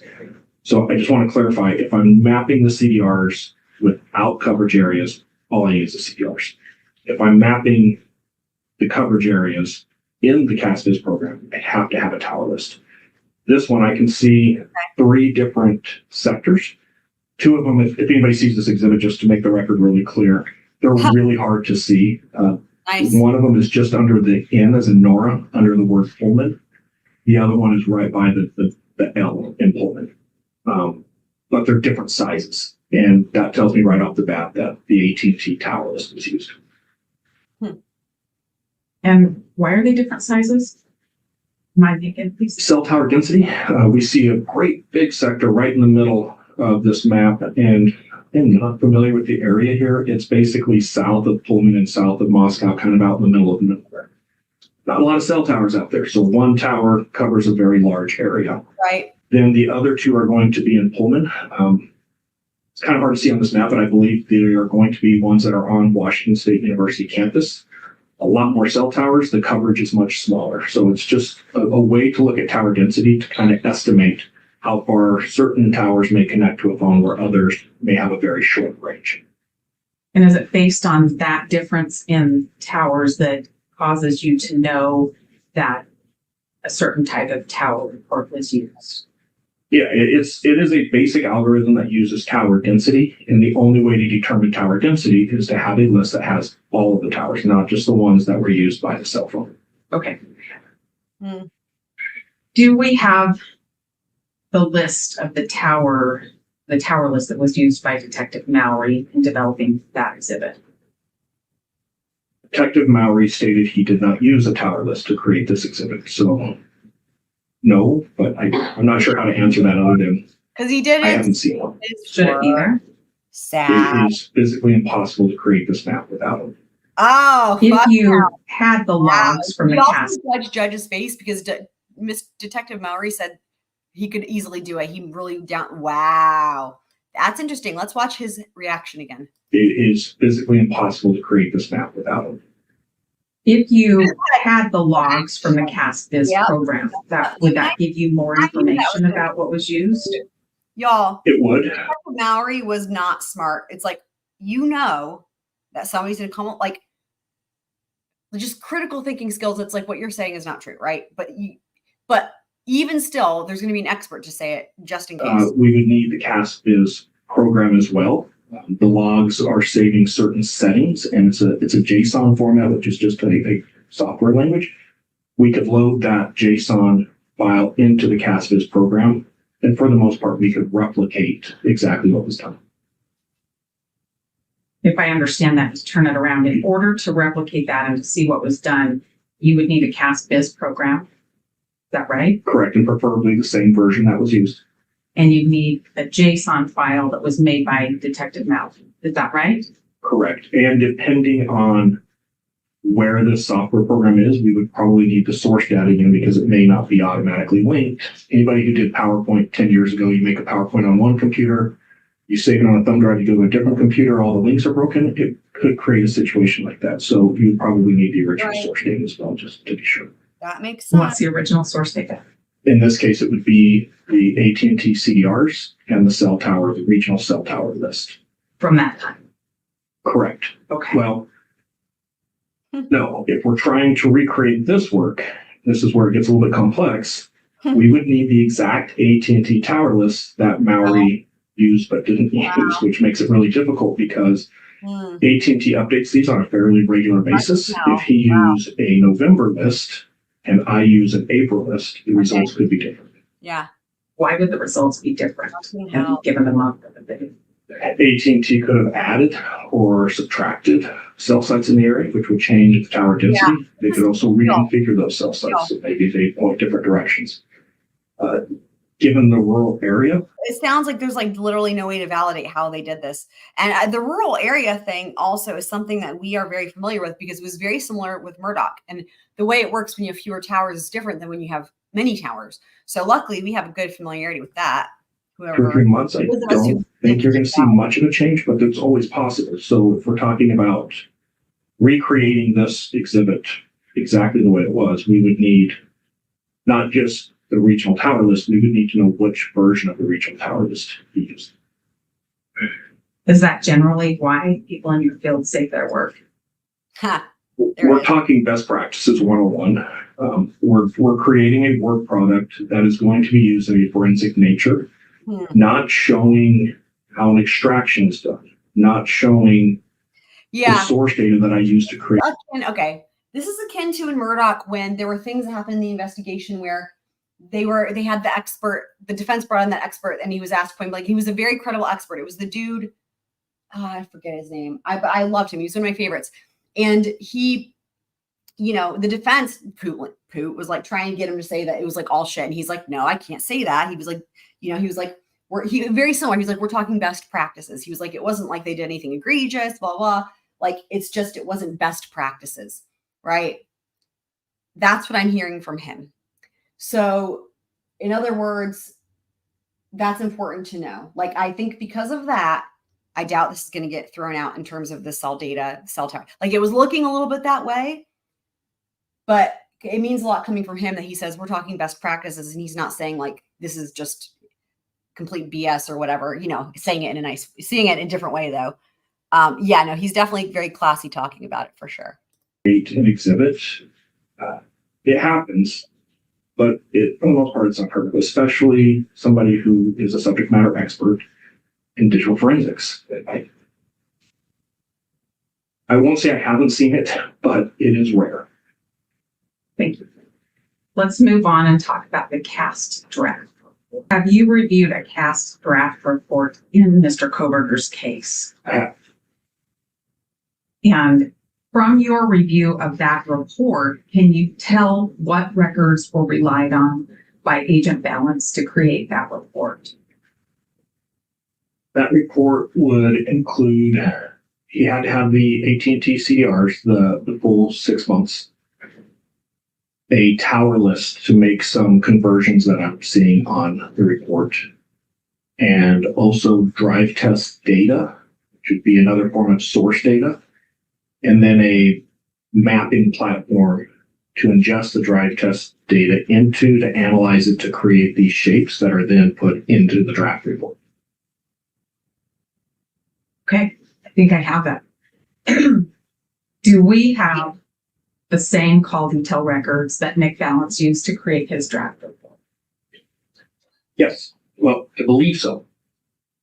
Do those records appear to come from the December 23rd, 2022 to AT&T warrants? I would say primarily the second warrant from what I've reviewed. And is that because the cast draft report spans the full 6 months of those records? That is correct. Okay. And those records, did those come from the second AT&T search warrant? That is also correct. Can you tell anything about the tower report or how the tower information was used by Agent Nick Balance? The tower identifiers that are predominantly used, not exclusively, but predominantly used in the cast draft report did not come from the report AU. If there's a conversion that can be made, and someone would have to have the national AT&T tower list, or at least the regional list. And I would take information from the CDRs. I would look at certain columns in this AT&T tower list, and I could get certain identifiers that are now being populated to the cast report, if that makes sense. Do we have a copy of the tower list that you believe was used? Probably not. We recently received 4 different versions. And when I say versions, they're just by month. And I believe we have August, September, November, and maybe December, or maybe it's in October. I'd have to go back and look. So far, I've only had time to look at the November. And from what I can tell, all of that appears to be accurate. Would we need the October or the missing month to be able to do our work accurately? It's a really good practice. I'm sure that's why the FBI included it. If I'm mapping records over a long period of time, like in this case, 6 months, I do want to see the different versions of the tower list to make sure that if a change was made within the network during that 6-month period, a tower I map in July may map differently in November. So it is important to have that data. Yeah. We have 4 of the 6 months, but not the other 2. Correct. It would be helpful to even maybe see May, because there may not have been an update made in late June, early July. So May's would be what I would start with. Can you tell if drive testing was done to create that cast draft? Yes, there's images in the latter part of the report up around slides 100 and above. I believe there's a total of 4 images that were populated to that report that would require drive testing. When somebody's doing drive testing, do you expect data to be produced? Absolutely. Creating a work product that uses drive testing and then coming into court and testifying without the drive testing is no different than creating an exhibit like this and then saying, well, we don't have to produce the AT&T records that created this. The source data for drive testing is the drive test. Do we have the drive testing that was done by the FBI? My guess is a create no. that report? We have what I believe is the majority. There are some significant pieces missing. I can't say that those missing pieces exist and haven't been turned over, or they were erroneously not collected. I don't know which, but there are some pretty significant pieces that are missing. I'm going to ask you some questions about that. But first, I want to know when you first saw drive testing data that was produced to us in discovery? What did that cover? I found a file in the discovery, I want to say early December, that included drive test, but it was about a 3-minute sample that covered less than a quarter of a mile in a completely irrelevant location. So it added no value to my analysis at all. What were you looking for? What time frame and location were you looking for based on the CAT's draft report review?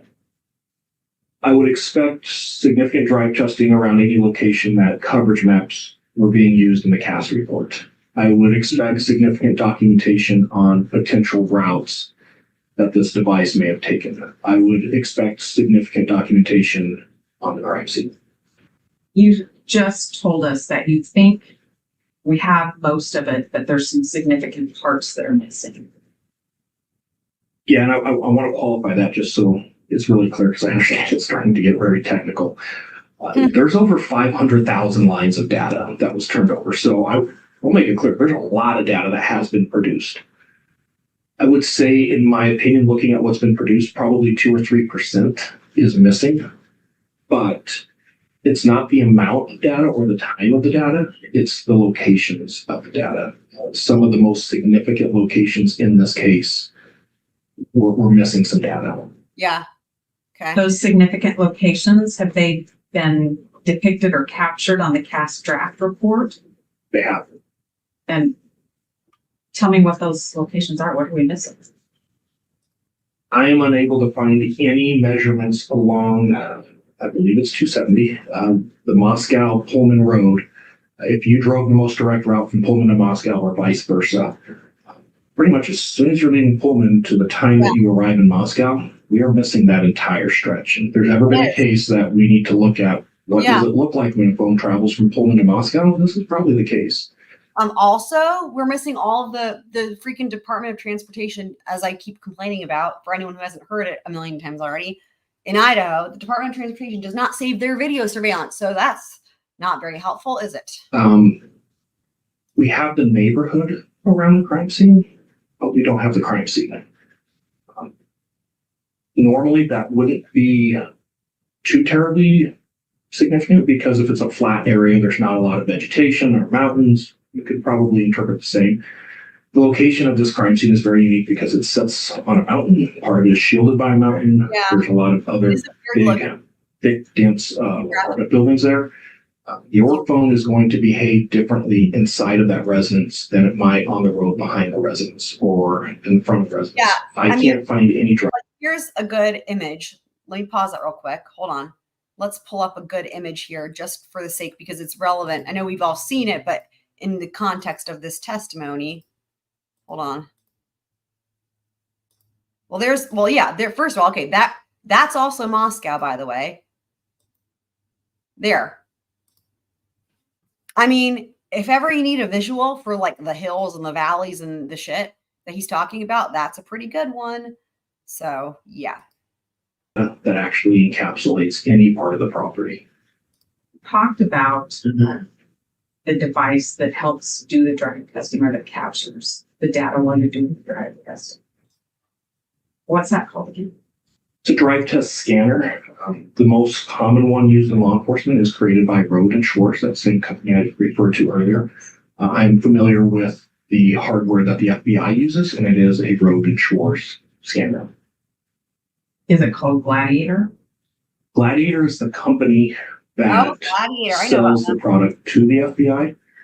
Gladiator actually buys this product from Road and Schwartz, and it does what they call white labeling. So they buy the hardware from Road Schwartz, and they kind of slap their sticker on it, and they put their software in it, and then they sell it to the FBI. But ultimately, it is a Road and Schwartz piece of hardware. And once you have that piece of hardware, once you have this device, does it just work forever, or is there anything that has to be done to make sure it's working properly?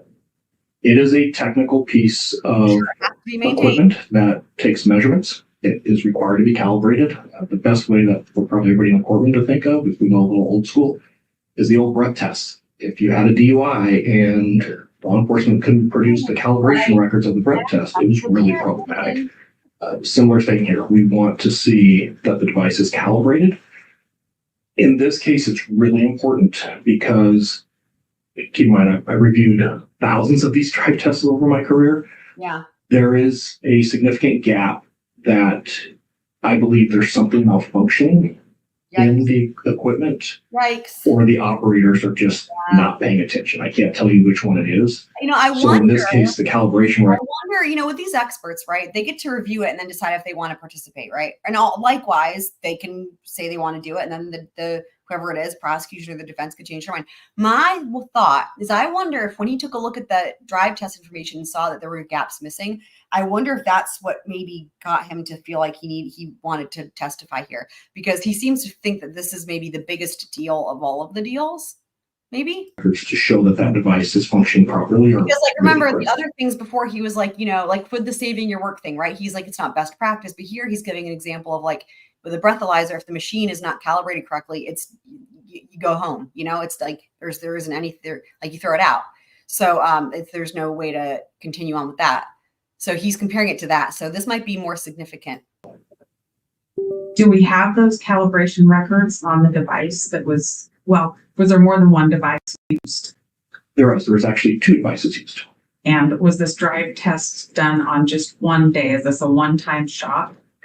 No, I think there's maybe 5 days total that I've seen drive test data collected. Okay.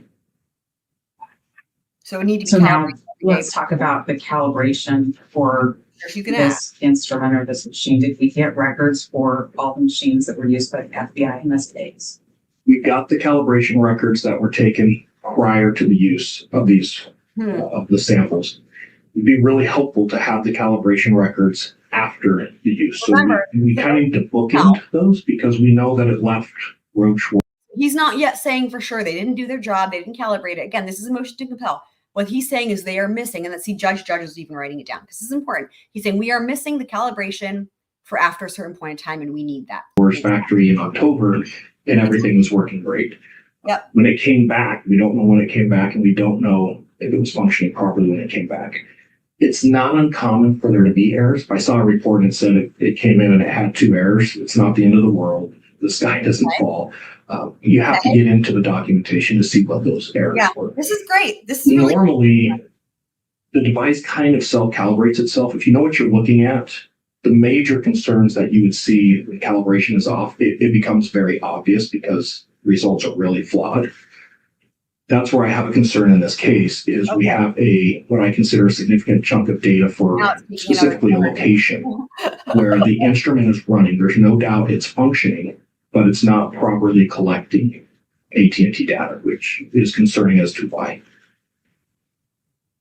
Because there were multiple drive tests done, and you talk about bookending these calibration reports, would you need to bookend all of the time that the drive testing was done with these calibration reports? And what I'm saying is if there's something done in November and then drive testing done in December and then more drive testing done in January and then maybe some in March, do you need the bookend calibration reports around each of those drive tests?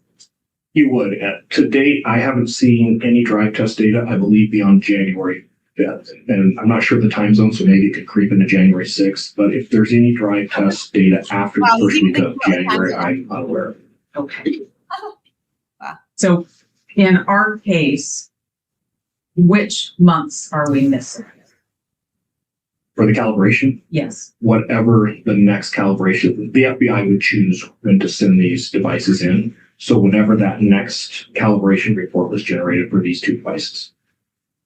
On the calibration certificates we have, I think you told us that after the maintenance, it went back into service and passed inspection, was functioning properly. But when it came in, it didn't have multiple errors, but when it went out, it was functioning properly. Is that why you need to see the next one on the other side of the drive testing? That is correct. Okay. Now, when we're thinking about the data the drive test data that we have that's missing some significant portions.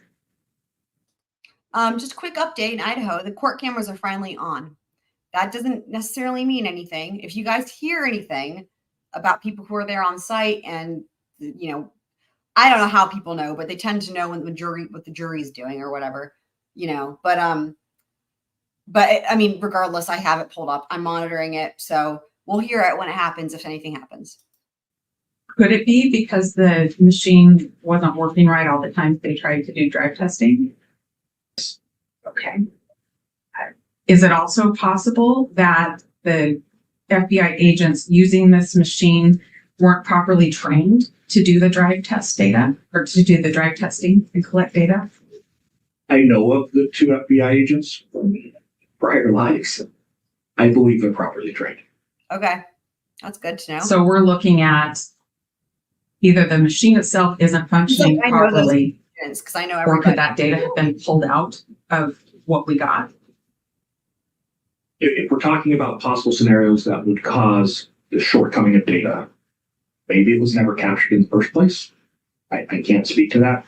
The machine erroring, at least during one portion of this drive test, I've seen similar errors before. I'm pretty sure they had a small period of time where it had been a very busy day and it kind of gave up for a little while, like any computer will, and it needed to be reset. Could things be extracted and us not know? That's always possible. I can't rule that out. Is the missing data important to you to fulfill your duties in Mr. Kohberger's case? Right. I don't recall when I got involved in this case on the day where I could actually start looking at evidence. That's a good answer. I've had a concern since the very first day I saw the cast draft report that there are significant. That's what I figured as much, right? I was like, you know what? He's going to say he can't even start doing his job. And you know what? If people are thinking that there's so many delays and blah, blah, this would be a reason, right? If the experts cannot start doing their job because they don't have the evidence, the data, that's a thing. Errors in the drive testing. It was before I even saw the drive testing. I can look at the coverage areas and I can tell you they're wrong. Wow. So, wow. yes, it's not a concern that they're wrong. People make mistakes. We can fix things.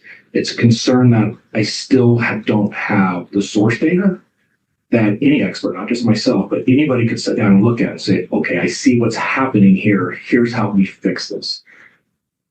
Unfortunately, that mistake has a ripple effect, and I'm seeing multiple errors that are happening as a result. So that's why this data is important, is we've reached a point that we need to determine, is this just human error? Is this accidental? Is it intentional? Is there other things at play here that's changing this narrative to where there's clearly some manipulation of the original data? Having that data, will that help us answer that question? It's the only way we're going to answer that question. Wow. This is amazing. All right, I have just a couple of other questions for you, and I'm going to depart the cast report and the drive test data a little bit, except as an investigator or as a person doing an analysis of this case, does the drive test data tell you where a phone traveled to indicate other investigation that you should do? Judge taking notes. Technically, again. the call detail records tell us that. The drive test data help us become. This is really good. You can Judge is really listening to him and finds this very important, which is good, right? More accurate with that. AT&T is one of the best companies in this particular situation to show device movement because we get a constant connection. So when, and I will emphasize, when all of the data is mapped, and I'm talking about the CDRs, we can get a really good idea. Hey, a phone traveled north for 10 miles and then it traveled east. The drive test data would actually allow us to replicate and recreate these tower handoffs that we're seeing to come up with that first theory to now we can say, in order to do this and hit these towers in the sequence that it did, it has to be driving on this highway. And then when it went east, it most likely turned onto this highway. So the drive test data helps us get very specific with what the CDRs mean. As an investigator in performing an analysis work done in this case, when you have the CDRs, the call detail records that tell you where a phone's been, is that useful in directing your investigation to what other evidence might be out there, like videotapes? I have to qualify my answer to it because I'm not sure If you're asking, like I said, but this was a long time ago. I feel like when I said how everything is sort of overlapped, so it makes it tricky when it comes to this stuff in terms of how the vehicle type and the cell phone shit, and then the video surveillance all overlaps. But this is a perfect example because she's saying by having the correct cell phone location, then you know where to search for video surveillance. So there you have it. specifically for this case or in general, yes, you map all of the data. And especially if you're going to justify 6 months worth of data on somebody's cell phone, you map every single connection that there is in those records. From what I have reviewed, the FBI mapped 6% of the data that came in. Mallory's testimony and what I've seen through here, he was up to about 18%. So by either standard, more than 80% on both accounts were never mapped or accounted for. And I'm not talking overall from every single day for 6 months. I'm talking about the timeframes that are chosen. So for example, this time period that's represented here Definitely. is where I'm getting the 18%. And that's the 48 hours. This is specifically from 2 a.m. to 6 a.m. on the morning of the 13th, arguably the most critical time period of this entire investigation. They mapped a handful of connections. When I say a handful, they mapped 18%. When you add the other 82%, it tells a much more detailed story. When we put the drive test data on top of that, you can get even more refined. I'll tell you what, guys. But to answer your question, This testimony, I think, is testimony that anyone who watches trials should watch, because this is giving us an understanding that we don't usually get of the mapping specifically. Like we hear a lot about the cloud, and like we learned a lot about like the towers and stuff in the other trials. But this is kind of more like behind the scenes stuff, but it is really important context to putting it all together and understanding why it's so important. So, I definitely would say, like, I'm glad we're hearing this and getting that opportunity to learn, right? on any case, that's this case, on any case, and we teach best practices. We've established best practices going back to 2008 in law enforcement of what you do with this type of data. It is a terrible practice to justify probable cause for this very detailed call detail records that give breadcrumb-like trails for individuals You said and terrible. then not map it. We justify an entire probable cause statement saying we have to have this. Not mapping it and then making decisions and work products with leaving that out is extremely problematic. Wow. Last week, we received some additional records that Detective Mowry Right, found like on when the he was same day. preparing for his testimony on this mission to compel. Have you had a chance to review those records? I have. Oh boy. A couple of them are very technical, so I'm not going to say that I've mastered them yet, but I have a good idea of what was provided and what it means. Based on your, I guess, not as thorough as you'll do review of these records, do you have a sense as to whether these records matter to us and what we're doing to defend Mr. Kohberger? Given the timing of these records, from what I can tell in the emails that were produced by Detective Mowry, these records were generated on the 23rd of December. It's when everything started with probable cause statements. If I had to pick a time when the wheels fell off the wagon, that's the date. Oh boy. There are statements and there's assumptions made in the records that will never be supported by the data. Wow. There's a lot of claims that are said in these emails, and even the name files of the records are problematic. Wow. It does not represent what it's claimed to represent. Oh my God. So it sounds like there's a reason these were turned over last minute, right? This is why the motions to compel matter, because again, those came from law enforcement. Like the prosecution did not have that. That dude sent that email like the day of the hearing, the morning of.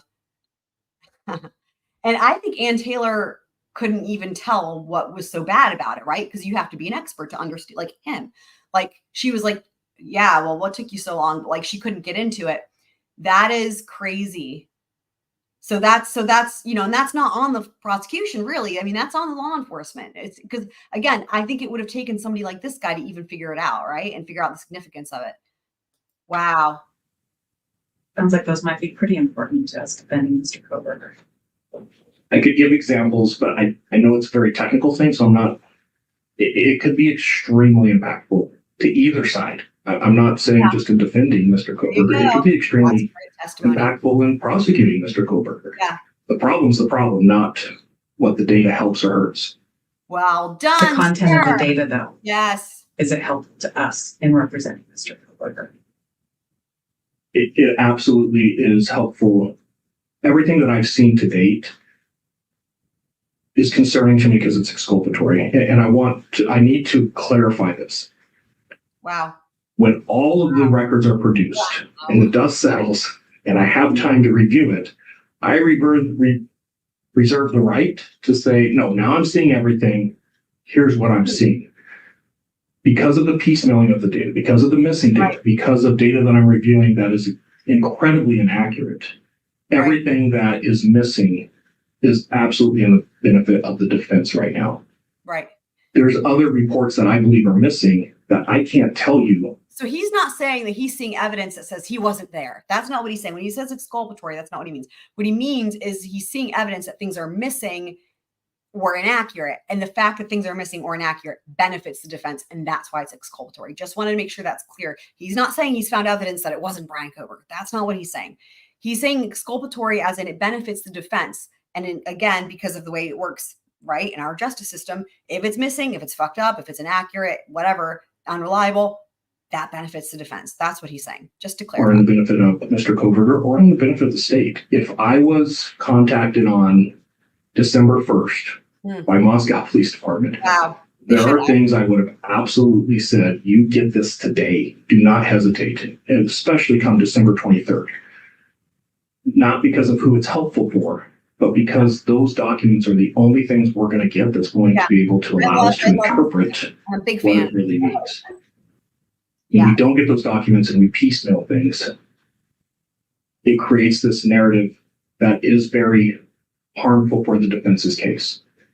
As I've got more documents, I'm finding it's not harmful for the defense's case. There's a lot of misstatements that have been made. So yes, to your question, to date, it is very helpful for Mr. Kohberger. I reserve the right to change that opinion in 6 months, depending on what type of documents are released and what's out there. Yep, that makes sense to me. Fair enough. Yeah. I need just a minute, but I don't think I have any other questions. I think she was maybe kind of hoping that he would say there was like, or that he not just say it, but have found things that were like legit, like, yeah, he couldn't have been there. But you know what? You can't, you know.